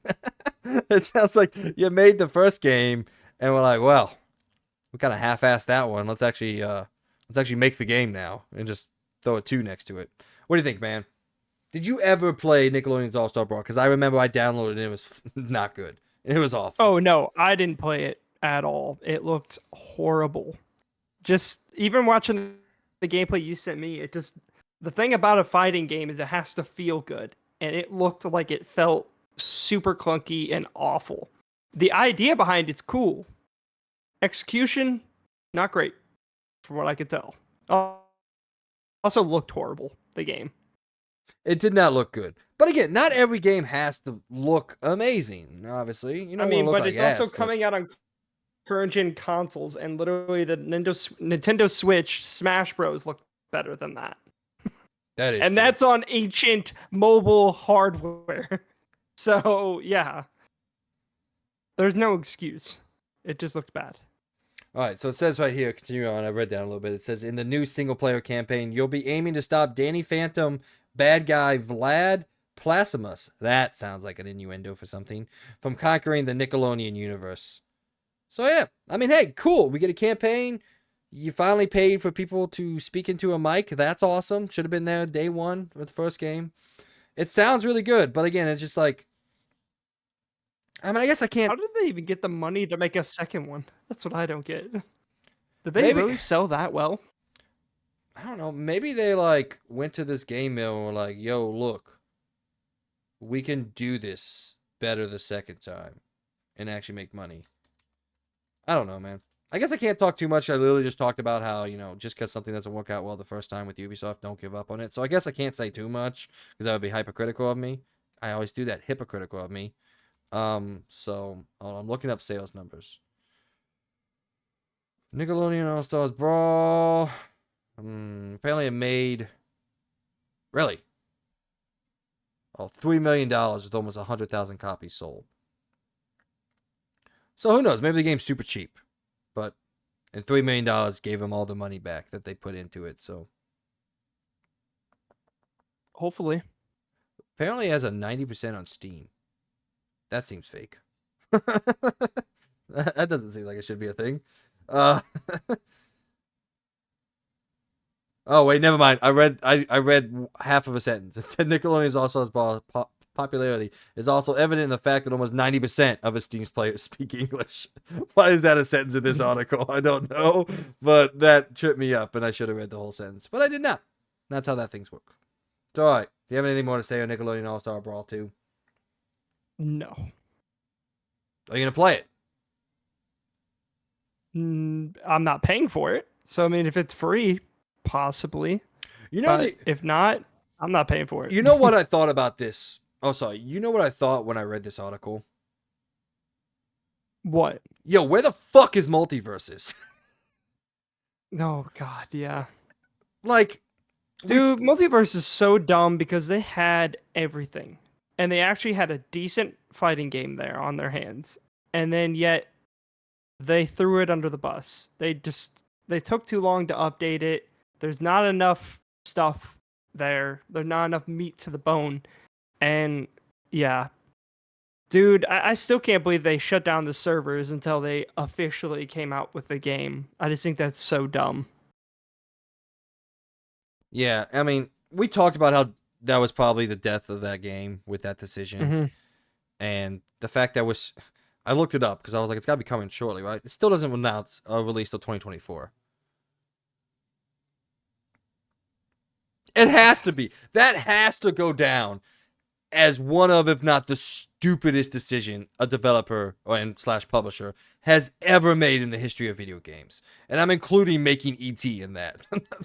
Like, that has to be one of the most boneheaded, stupid / not understanding the industry of video games at all decision in the history of gaming. Like, I just don't get it. I don't see any positive to it. I don't know, man. I'm fucking flabbering over here. It's just dumb because, like, do you think people are gonna come back? Like, no. Like, you already shoved it under the rug, and you just expect some big comeback when you're back and everything. Just to shut off the servers too and keep people from playing it because it's not finished yet. Like, what? It's just. I've never seen. I'm mad because it actually had potential, and that's what's frustrating. Yeah, like, again, there is precedent. Games come out to early access, and regardless of how long they spend in early access, shit, we still have that game that's been in early access for like 12 years. Star Citizen, I think it is. I don't know. But yeah, regardless, it is you come out in early access, people start playing it, you get feedback, you finish up the game, you put it on full release. It never leaves early access until it comes out. But people can still play it up until the date that the full game comes out. I've never seen a game come out in early access, be playable for X amount of months, I don't remember, and then leave for over a year. That's like the longest beta I've ever seen, basically, is what it was. That's even worse, because normally betas come out a couple months or weeks before the game comes out. Because you tease people and you get them excited, like, all right, we're going to go back and fix some stuff. We'll see you in a couple months, like Exoprimal did. regardless of I how good do we think it say is. there's one way they could save themselves with this. One way. Within this year, they build such an exceptional amount of content, that it would rival Ultimate itself. And they come out with this big new full release now, and it is just jam packed with content. Then maybe it was worth it. Still think it's dumb that you shut down the servers and don't let people play it, but I'm trying to look at the very slight positive light that could come from it, and that is within this year, they have dedicated themselves to just making as much content as possible for this game. So when it finally releases, it is a full-blown product. Do I believe that's what it's going to be? No. But there's a slight bit of hope, I guess. Possibly. All right, I yeah. don't know So here it is. I was looking for the dates. So Multiverses came out, official release date in open beta. I guess I don't know if that's a revisionist history, but I don't remember them calling it a beta. But anyway, it came out July 26, 2022. The servers were shut down on June 25th, 2023. 11 months later, and the game is set to release in early 2024. Who does that? Nobody, because you're dumb if you do it. Again, there's a chance that maybe, but I'm not going to keep my hopes up, but I'm just going to say there's a chance that they are somehow have the biggest comeback in history, like a freaking No Man's Sky or Final Fantasy 14. They come out of nowhere, and they have just been working their ass off for 11 months to make the most jam-packed fighting game that they could. Again, don't believe it, but there's a chance. See, Final Fantasy 14 was different because the original Final Fantasy 14 sucked. And then they said, hey, our bad, we messed up. We're going to go back to the drawing board and fix all this. And I think it was like a year or 2 years later, whatever it was, that they re-released that game. That's completely and utterly different. The game came out, sucked, and they said, hey, instead of just trying to fix this, we're just going to go back and make something brand new. This game was good when it came out. They decided to let people play it for 11 months, let people buy and spend money on it for 11 months, and then say, hey, you're not going to be able to play this game that you just spent X amount of dollars on for 8 to 9 months. Something like that. Whatever it ends up being. Yeah, well, I think the wrong move from them was when they called it this beta. They should have not added any microtransactions. I think that's the biggest thing that they did wrong, because that was dumb. And I'm happy I didn't spend any money on it, but it's just dumb to put microtransactions in a beta. That just makes no fucking sense. Again, I still want to point out that seems to be a little bit of revisionist history, because I do not remember them calling it an open beta at launch. I strictly remember them calling it early access. I don't know. Now I'm kind of confused on that too, but I'm pretty sure that it still was a beta. I think when I was playing it, I'm pretty sure they still said it like very, very lightly on the bottom. They said beta. But still, I'm mad. Why did you put microtransactions in a beta? Beta, not early access. Beta. Why? That's a horrible move. Also, if you guys clearly couldn't keep up with making content, which seems to be their biggest problem, why they stopped, they're taking this time, supposedly. I don't know. I'm just, again, throwing out probably fake shit at this point. I just know they were taking too long to come out with content, and maybe that's why they're taking a year. And that's when they're going to consider it a full release. I do think it's kind of fucked up, though, that within this year release, they didn't do any refunds or anything. They just kind of said, screw you, you spent money on this, sucks for you. That was a horrible move on their part. They did already say, puts a bunch of bad. I know it's going to get moved over in a year, but still, it's like you literally let people play this game for months, and then you just say, nope, and they shut down all the servers and everything, and they said, we'll see you guys in a year. Like I said, no one will remember you in a year. Everyone has so many other things going on. I'm pretty sure we said this when we talked about the story a long time ago now at this point, so this may be echo chambering a little bit, but I'm pretty sure we said, what is the harm of just leaving the game playable and saying, hey, you're not getting anything new until next year. We're gonna go and make the full release of the game. You can still play it as is. When I said we're not changing anything, we're even gonna put any updates related to this. But you can still play it and whatever. We're gonna keep the servers open. Then now we're gonna go finish the game. I don't think anybody would have I'm sure somebody would have said something, but I don't see a problem in that at all. I don't think anybody would have had a problem with that. They're just like, okay, fine, go finish your game. That's cool. We'll keep playing it for as long as we want. But at least then you're keeping a player base playing, which is kind of the core thing of a player base, is they're playing something. And then the people would also acknowledge that they are going to spend money on these microtransactions, knowing that they clearly will state, like, I think in the main menu they could have stated in big letters, hey, we will not be releasing any new content for this game for a whole year.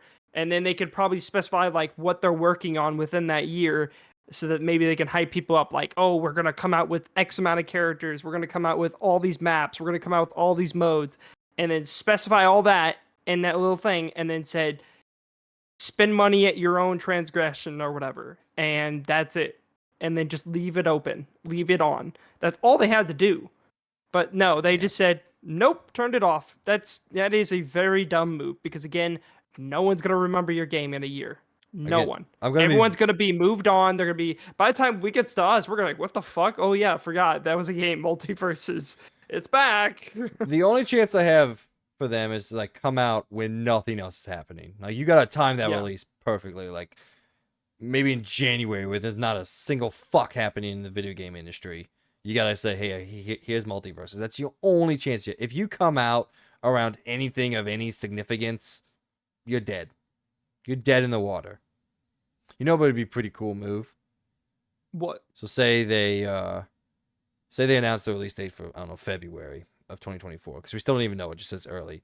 And at the end of this year, Nintendo finally says, hey, next March, you're getting the Switch 2. And it's coming day and date with the next Smash Brothers. That would be rough. That'd be funny as hell. I would love that. Because it's their fault. They could have had the game playing this entire time, and people would have been locked in. And the next Smash Bros. Come out, great, but they're already playing this game. But they didn't do that. And I don't think we're going to be seeing a new Smash Bros. For a very long time. I think if anything, they are just going to pull a Mario Kart 8 Deluxe and just go, boop, port it over. That's probably their best move. I'm still mad at Mario Kart. What can beat Smash Bros. Ultimate? It's literally the ultimate Smash Bros. Game. What can beat it? Nothing. If they come out with the next Smash and they don't have as much characters, who the fuck wants to play that Smash? I don't. I'm not spending my money on it. If I have Ultimate that has every single character and every single level and everything you could think of, why would I want to spend $60 on a lesser version? I got it. The non-Ultimate. I figured out what could beat Smash Bros. Ultimate. I was trying to come up with a name, but I couldn't come up with a name good enough, so I'm just going to give you the idea. They make the greatest move in video game industry history, and they bring together Team Red, Team Blue, and Team Green. Say Smash Brothers Ultimate Deluxe Plus Plus. I don't know. It's a fucking shitty name, but I couldn't come up with a name. And they have PlayStation characters. They have Xbox characters. And this is the ultimate brawler of the video game industry. Never gonna happen, but that would be sick as hell. Everyone wants technically, they do have Xbox characters. Well, Banjo and Kazooie is an Xbox character now. Yeah, the licensing one character. I'm talking and I about. Guess technically Minecraft Steve, but also Minecraft is on everything. So yeah, but that would be awesome, man. We get Link fighting Kratos. That'd be sick. Yeah, fighting like Master Chief and that. Yeah, which I will admit, not gonna lie, Brawlhalla has my interest because they have Master Chief and Arbiter, and I'm like, kind of cool. You're such a cuck. Kind of cool. Someone can throw Halo in something. You're like, I'm interested. Let me. Yeah, it's pretty fascinating. I yeah, don't know. I mean, dude, if there was a Lego fucking Halo game, pooh.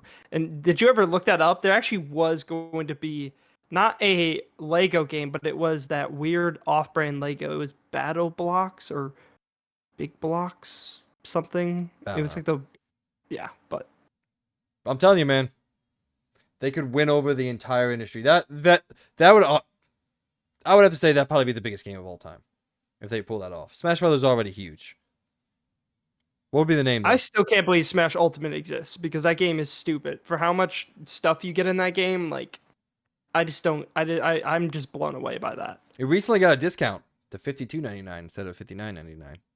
So I think it's worth it still. That's a fantastic game. Mario Kart's still $50 out there.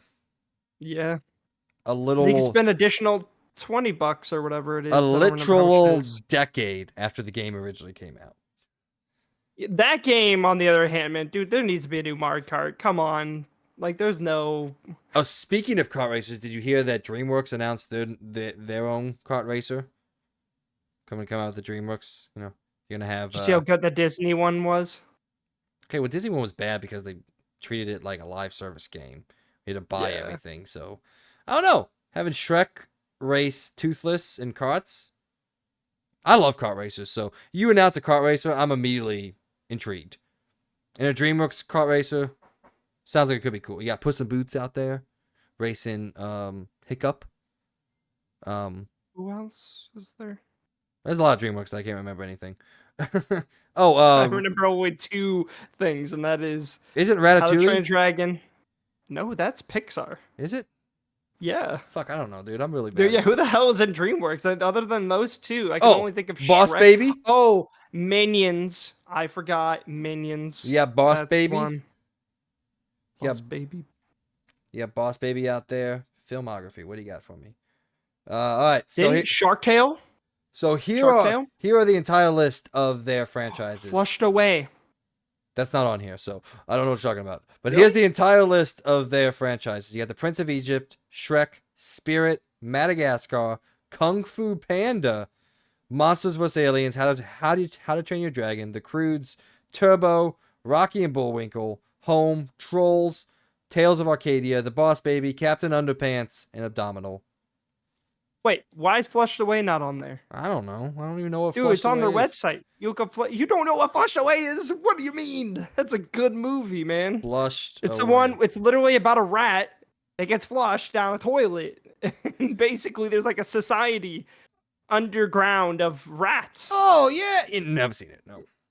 You disappoint me. Yeah, well, but also Shark Tale. Shark Tale's a good classic. You've never seen Shark Tale? no, I've seen Shark Tale, but it's not on here either. Okay. Oh, Trolls too. I forgot. I forgot Trolls. Trolls was is one on of them, here. too. Yeah, Trolls. Yeah. But I forgot Kung Fu Panda. So you know yeah. there are some things there, and like I said, so I know what I'm gonna retract my. I mean, guys, you should retract your thing. I should retract my statement. I said I was excited about it. I am, I just like kart racers. I just understand them. They understand me, and I'm just good at them. I'm more excited for the Shrek characters. I think that'd be pretty funny. Yeah. We'll see. Shrek and we know the battle of the two big boys. We got Shrek and Poe. I said Pooh, actually. Poe from Kung Fu Panda. Oh, yeah. Do karate chop moves. Ooh. Yeah. Then we got Donkey. Donkey out there driving around in a cart. Yeah. Hell yeah. Gingerbread Man. Lord Farquaad. And a little cart. Heck yeah. Lord Farquaad battling Captain Underpants for the win. See, this is getting more exciting. That'd be pretty interesting. Again, it really depends on, does it feel good? And secondly, are the courses creative and interesting? Because not gonna lie, Disney's fucking racetracks, I didn't play the game, but I looked at them just by a couple trailers, and they all look like the most bland racetracks I've ever seen in my entire life. It's like, dude, get creative. Put some of, like, I don't know, put some of the stuff in there. Make, like, one of them Shrek Swamp. Or, the other one could be, like, far, far away, driving down, like, the little strip and everything.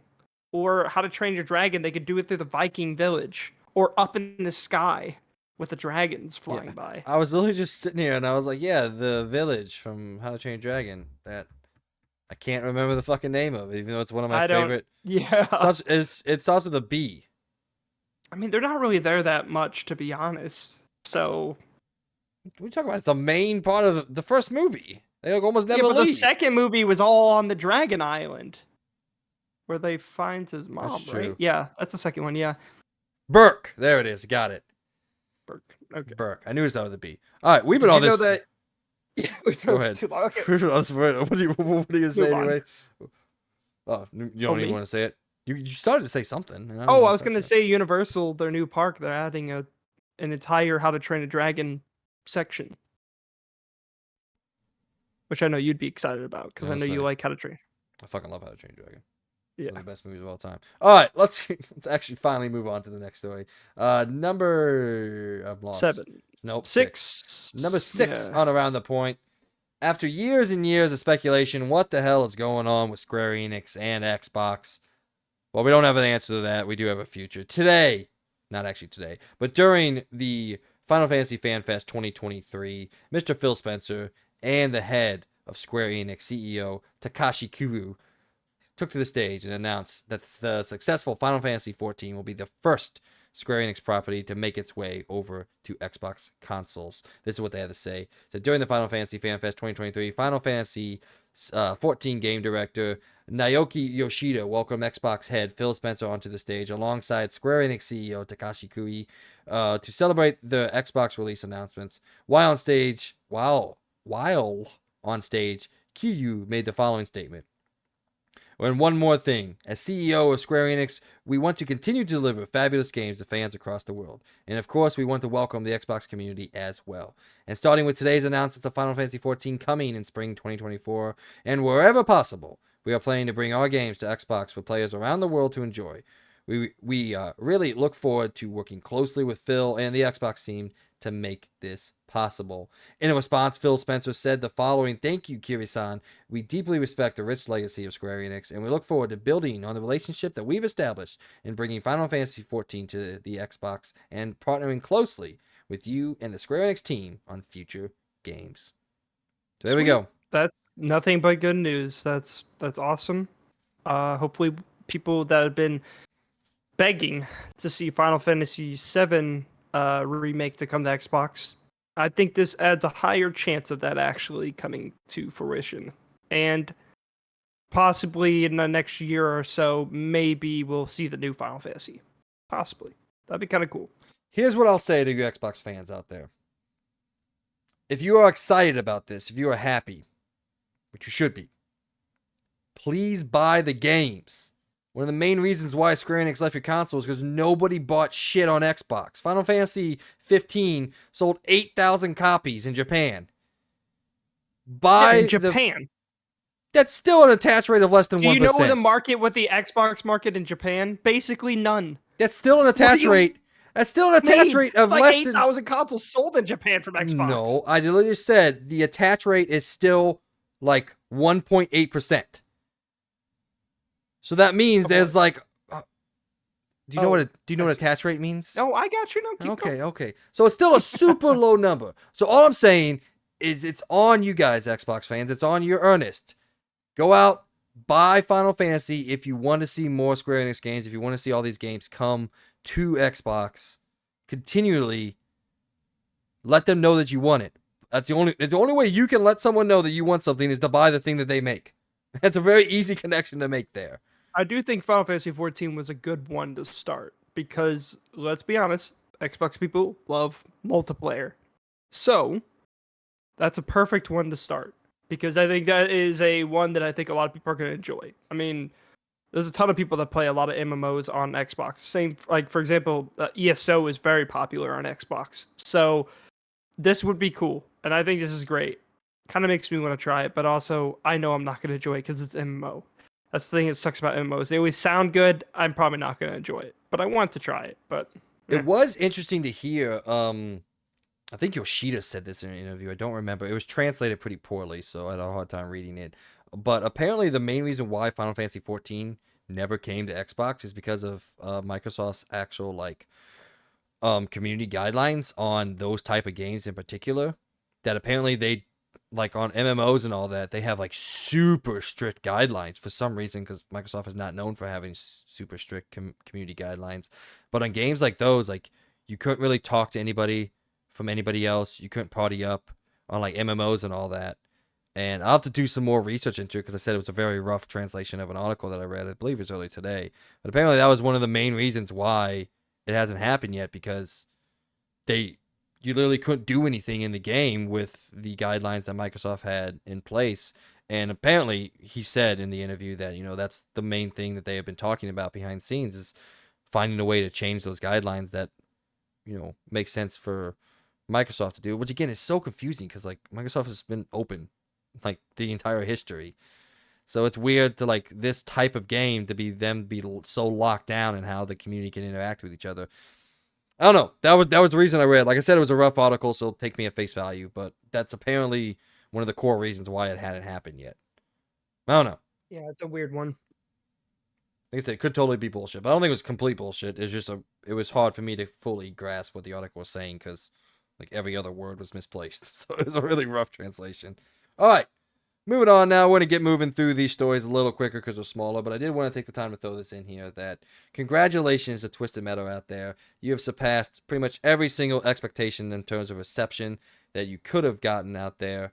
I had the website. Why do I keep closing out of things? I have such I'm so anal about the amount of tabs I have open that I always close out of things, and I always close out of things that I had set up for later. And now I just screwed up typing. You're doing great. I'm a quit. Anyway, on Rotten Tomatoes, it has a 66%, which is a fresh score on Rotten Tomatoes, but a 94% average audience score on Rotten Tomatoes. So, like the article says, it surpassed all sorts of expectations. On Metacritic, apparently, it has a 65 and a 91% audience score. So all the fans out there seem to be liking it. I liked it. I really much enjoyed it. I'm glad that other people have. If you didn't enjoy it, that sucks. I'm sorry. But I myself did enjoy it. And I just want to say congratulations to the producers, the developers who made the show, especially the actors and actresses. Y'all killed it. I think, why can't I ever remember his name? Who's the guy that plays Falcon? I can never remember his name. I have no idea. Sam something. Yep. Anyway. I thought that was his name as Falcon. His real name is it. Oh, shit. You're right.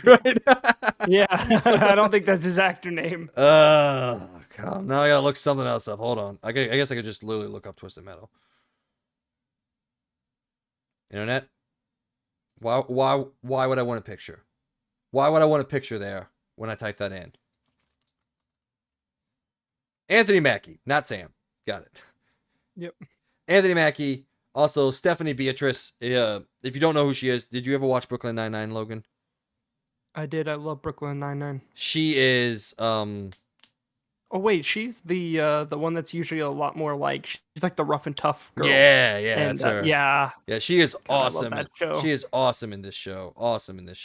And honestly, all the actors and actresses, like I said, did really, really good. With there was one that I didn't really like. I thought they didn't turn in a great performance, but I mean Thomas Hayden Church as the main show's antagonist, as Agent Stone, that was really cool. And it was really cool to see who played what of the drivers. And it was also really funny. So I'm getting off track again. I guess I'm not talking about Twisted Metal, but Twisted Metal 3 and 4 are like hated by all the fans because Twisted Metal 3 and 4 are really garbage. And every single character that they introduce from Twisted Metal 3 or 4 or any single type of like setup thing immediately gets like fucking destroyed. Like they treat them with no reverence at all. But like things from like Twisted Metal 1, 2, 3, 1, 2 and Black are treated with like the utmost respect in this show. Anything from 3 and 4, like I forgot what the name's character was, but he showed up and immediately gets shot like a minute later. And it's like, yeah, we all know you hate it, so we're gonna give you this little love there. But yeah, I'm excited. Let me know when you get a chance to watch it. I think spending $11.99 for a month and then immediately canceling it to watch Twisted Metal. It won't take me a month. I'll finish it in 3 days. I know it won't take you a month, but I'm saying you got to buy a month, so. But you said there's a free trial. Yes, I know, but I told you I don't know if it was the premium or the premium plus. So I know you don't like ads, so I know if it's only for the premium. I'll suck it up and I'll take the ads just to watch it. Okay, the ads are pretty invasive, I'm not going to lie. There's like 3 or 4 an episode. Wait, is it like during the show or is it like beginning and end? No, it's smack dab in the middle. That's what I said. The immediately Those are the worst. Why can't you just do it at the beginning and the end? Like, why? Immediately, I hate that crap. Immediately when the first ad came on, I backed out of the show, bought the premium plus, and then went back in. So like, nope, not doing that. God, that's some Hulu shit right there. I hate that so much. Yeah, because like you get so involved in what's happening, and then it's like, oh, wait for up to 2 minutes. It's like, no, I don't. want to. I don't care how first world and how picky it is of me. I don't care. I'm not waiting that long. All right, my rant for the episode's over. Not really much of a rant. I just hate ads. Me too. But I Eric, get why they need to be there. I understand that. In some ways. Yeah, because they gotta get paid somehow. I get that. These things cost money, but I don't like them, which is why I pay for your subscription. So there you go. It's my way out. All right, next story. I don't even remember what hell number we're on. Don't care. Logan, what number are we on? I guess I kind of care. We're on 8. All right. Story number 8. Yeah. Assassin's Creed Mirage has gotten its length announced. And I said that weird on purpose. Anyway, Ubisoft has announced Assassin's Creed will take players roughly 20 to 24 hours to complete the game. That figure increases to 25 to 30 hours for completionists to clear everything that the game has to offer. And I have to ask you the question, Logan. Question that is on every man's mind every second, every minute, every hour of every day. Does size matter? No.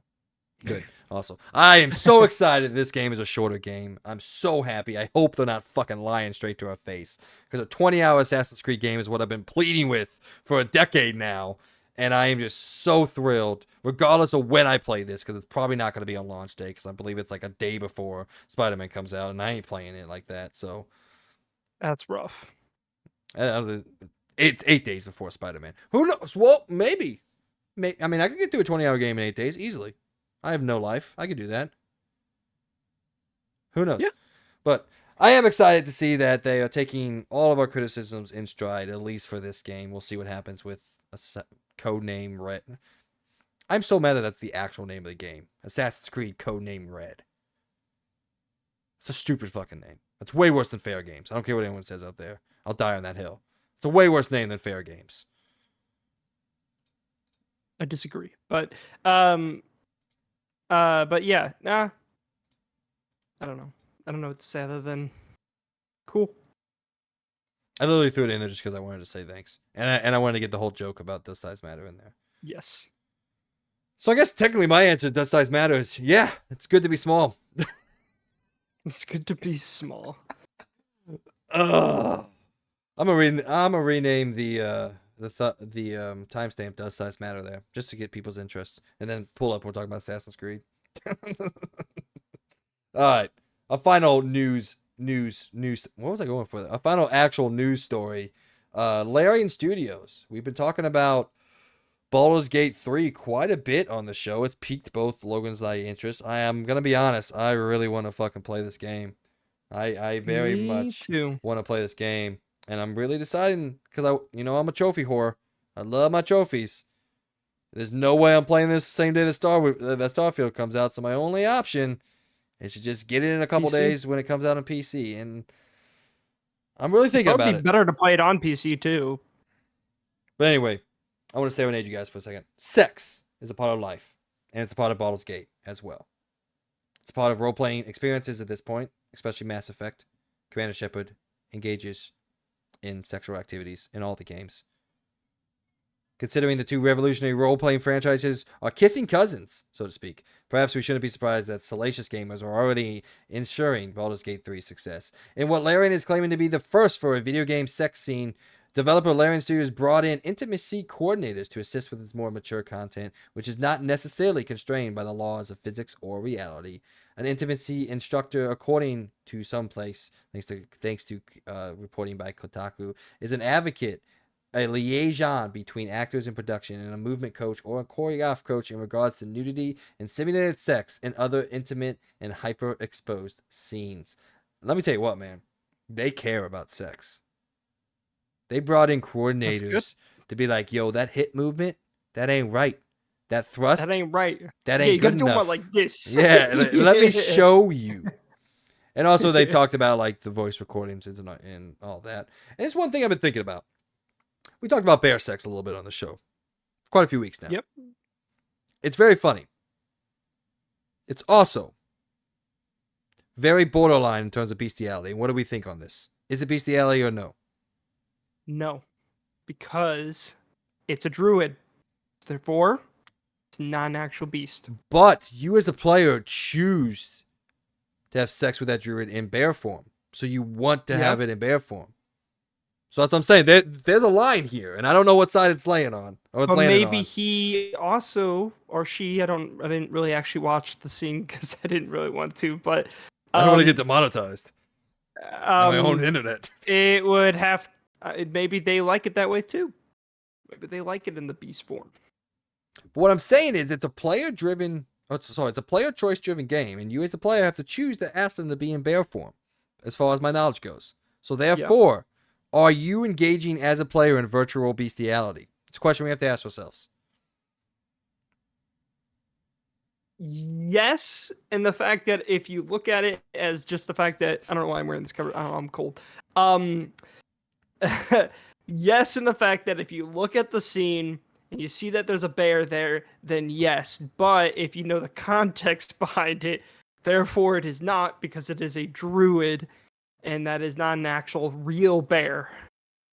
So, yes and no. I'm gonna say people out there embrace your bestiality. I'm just kidding. Fuck that. No. Yeah. This is no. I mean, it's whatever. Honestly, I just like this because it's just giving people weird choices, and you know what? That's cool. I want to say it's not whatever. No one there engaged in bestiality, but this definitely is a furry thing. This is 100% a furry thing. Oh yeah. There's no questioning that. And something I actually talked about. Okay, this I know this is a weird setup, right? I asked Peyton. I was like, "Yo, would you ever be into any type of furry stuff? Not because I want to, just because it's just a conversation starter that I'm interested in." And she said euphorically no. So I guess that's good. I picked the right one there. But smart move. Have you ever thought about it?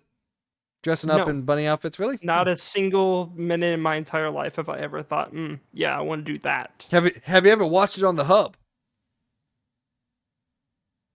Possibly. Okay, there we go. That's what it is. But yes, it is a line. But man, I am so excited for this game. If you do get this game, let me know. I will play with you. It's co-op. Again, I love it. And the fact that I can play it on my Steam Deck too, that's cool. That's pretty cool. Will you play with me? Day one. Will you play with me? Are you gonna be? Am I gonna be a bear? You're gonna be a bear for me. Oh fuck, man! We have started episode 69 early. If you know what I'm saying out there. I really hope people have a live gameplay of Baldur's Gate 3 on episode 69. I'm literally just gonna post the bear sex scene on YouTube and see what happens. Because if you remember, when the stream was going down that they were showing this off, Twitter pulled the stream. No, was it Twitch or Twitter? It might have been Twitch. I don't remember which one, but I don't remember which one it was. Yeah. Whatever it was airing on, they pulled the stream because they were showing bear sex, and it technically falls into bestiality. And this is awesome. Curious. I really want to see the scene. Of course, I have not seen it.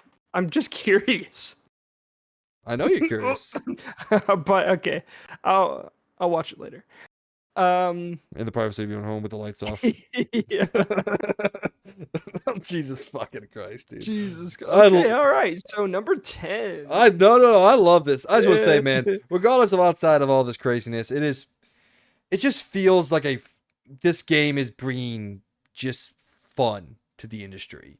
Just fun, excitement, just crazy, wild stuff. And I'm really here for it. I'm happy. I'm engaged, and I want to play this game, just because it just looks like something we've never seen. Yes, we've never seen bear sex before, but also it just looks like something on a whole nother level. And again, the amount of freedom, and that's one thing I always love about games, is when it gives you so much freedom, and it's not even just the freedom of exploration. That's been done and over. We've seen that shit by now. Skyrim's the first one. You see that mountain? You can go over there. That was Skyrim. Well, now we are hitting a point where there is such an insane amount of dialogue. You see that?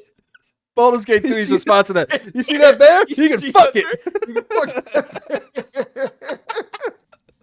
Yes, dude, we need a Todd Howard from Baldur's Gate 3 to come out and be like, you see that bear? You can fuck that bear. Oh my god, the moment you said that, that's what popped in my head, because I'm a disturbed fuck. That's so good. But yeah, dude, this go if you guys haven't heard anything about it, I know it from the outside point of view, Baldur's Gate 3 doesn't look like much, but go look it up. I mean, it does look good, the game, but what I mean is You don't like actually look up all like do some research on it because like there is so much stuff you could do in this game. Not only the beer sex, yeah, that's funny and all. But it's more that like you can there's so many different ways you could do everything. Like if you think you can do it, you pretty much can in this game. There's such like you can pretty much talk to literally every single NPC in this game, which is insane. Like just imagine that. Imagine all the work they put into this game where you could talk to anyone. I mean, you can get on the news or the newspapers and then literally break into the newspaper and change the story to what you want it to be. Or you can go to jail and your friend can break you out of jail. Like it's just like that's cool. That has me very excited. It feels like the revelation of the freedom of player choices that games have wanted to be for so long. Like Skyrim is driven by exploration choice, but it feels like that realization, I guess, not revelation, sorry. The realization of like actual true player choice that games have quote unquote given you for 2 decades now. And we're finally getting to the point now like you can literally everything is open. You can it feels like I can literally do whatever I want. And again, and that has me very excited. Yeah, it's not because of the funny thing. We already made the joke a million times, but it's just like you can literally do anything basically. So yeah, I'm very pumped for it. You see that newspaper? If you do get it, oh, you can fuck it. You can fuck it. I probably will get it, man. I'm just so intrigued.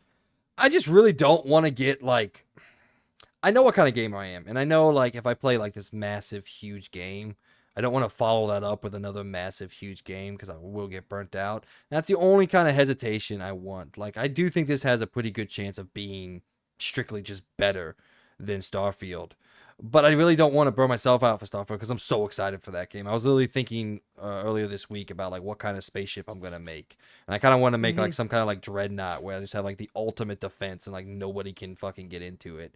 And so I'm thinking about Starfield quite a bit, and that's my only hesitations. I really don't want to burn myself out on like its massive sprawling role playing game, and then follow that up with an. I mean, that's like massive game. That's like 2.5 months of just these massive, expansive role playing games. That's all I'm playing, and that's my only hesitation on Baldur's Gate. It's like maybe I wait till January next year when Multiverses comes out. I'll play Baldur's Gate 3.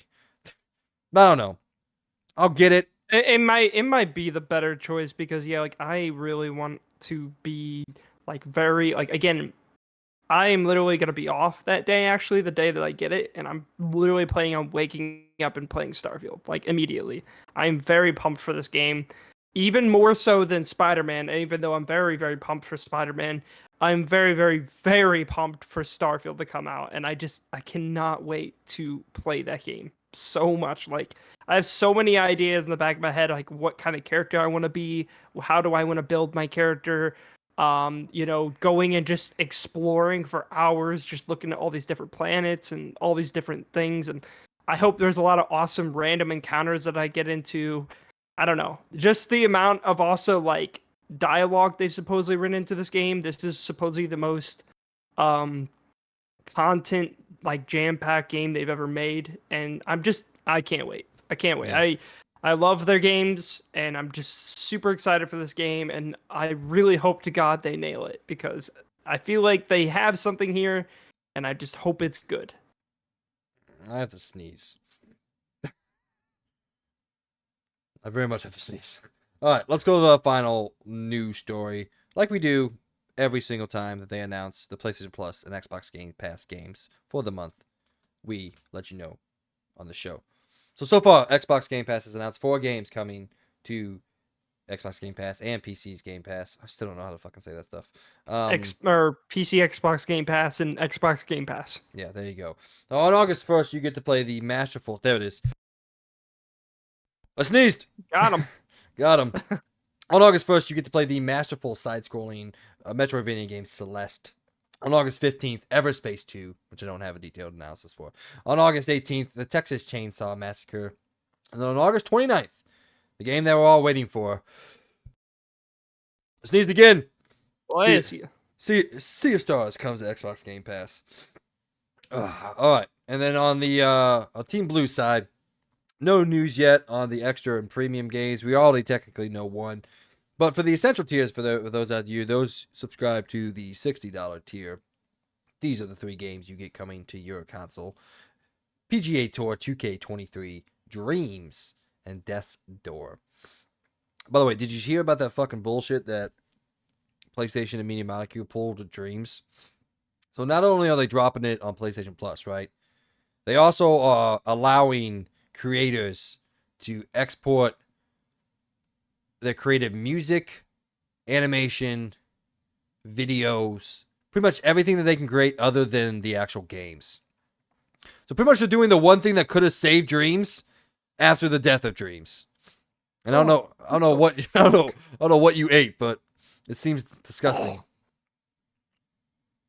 The bug literally flew in my mouth. That's all. Hey, protein. Disgusting. Chew that shit up, man. Feed them muscles. Ugh. All right, but anyway, Dude, what the hell? we have an awkward pause for the ongoing. Sorry. I'm trying to kick this blood. That was disgusting. Oh, why, dude? Why? Oh, that gagging noise you just made into the mic probably, aroused people. Yeah, sorry, people. Sorry, I didn't good. know that there You're was good. gonna be a bug that literally flew in my mouth. But anyway, what do you think about not only Dreams after its death coming to PlayStation Plus and then finally becoming the game that it always should have been after its death, but also everything else? I will say, pretty weak month from PlayStation Plus Essentials, although Death's Door I know is a really good game. I just don't have any interest in it, so. But yeah. Your reactions, sir. It's again, it's a calm month before a huge month. So I'm fine with it. Not really, I feel like Xbox is about to have a really big one, so I'm not really like put out by only having 4. But also they have some pretty good ones. I mean, I may not be as pumped for you as about the okay, I swear I hate how sites do this. The whole About disable ad blocker. But yeah. I'm like, no, I don't want to. But Sea of Stars is a good one, I feel like. And then also for the multiplayer people, Texas Chainsaw, that's a good little free game to add on there. Be a fun thing to check out. Celeste, if you haven't played it already, there you go. It's a very hard side-scrolling game. I tried it. Not great at it. It's also just isn't my cup of tea. So, but I know everyone I've heard that's played it absolutely loves it. I don't know anything about Everspace though. So, and yeah, PlayStation again, calm month. But also Sea of Stars is one of them, right? I thought we got past that. They just didn't add it to this website. Well, they haven't announced the extra and premium stuff yet, so that'll be a part of one of them. I'm pretty sure. I don't remember which one's coming to. I think it might be the this extra is essential. So this is just the basic stuff. Okay. They don't announce extra and premium until later in the month. So, but yeah, Death's Door is a Devolver Digital game. Right up the alley of something like Cult of the Lamb. I mean, it has an 88 on OpenCritic, a 98% critics recommend, and a 9 out of 10 on Steam. So an absolutely fantastic game. Yeah, that I just I'm actually kind of excited for that. Huh. That I never got around to playing when it came out a couple years ago, and I don't know, maybe I'll check it out. Maybe I won't. Who the hell knows? But all right, it's time to whittle down to the end of the show. Finally, we got tracked up in a lot of bear sex this week. And whatever. Anyway, all right. That was the end of Around the Point. My brain is fried. That was the end of Around the Point. Let us know down below what you think about any of the stories. What do you think about Ubisoft canceling Immortals Sequal? Are you disappointed? Let us know down below. Are you going to buy Techland's new game? Hopefully you make a stand and say no. But if you do, say yes. That's your choice. We support you in your choices. What do you think Insomniac's new AAA multiplayer game will be? And also, are you going to get in that bear's ass?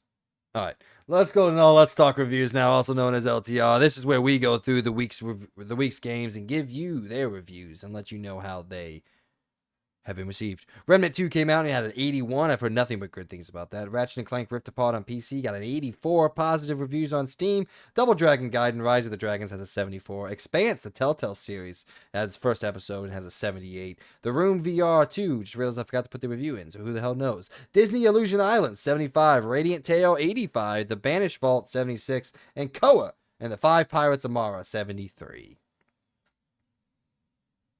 By the way, we forgot to talk about Digital Foundry stuff on Ratchet & Clank. It does not work very well with an HDD. Confirmed. Well, it doesn't. It does work for HDD. It doesn't work for specifically the PS4 old HDD.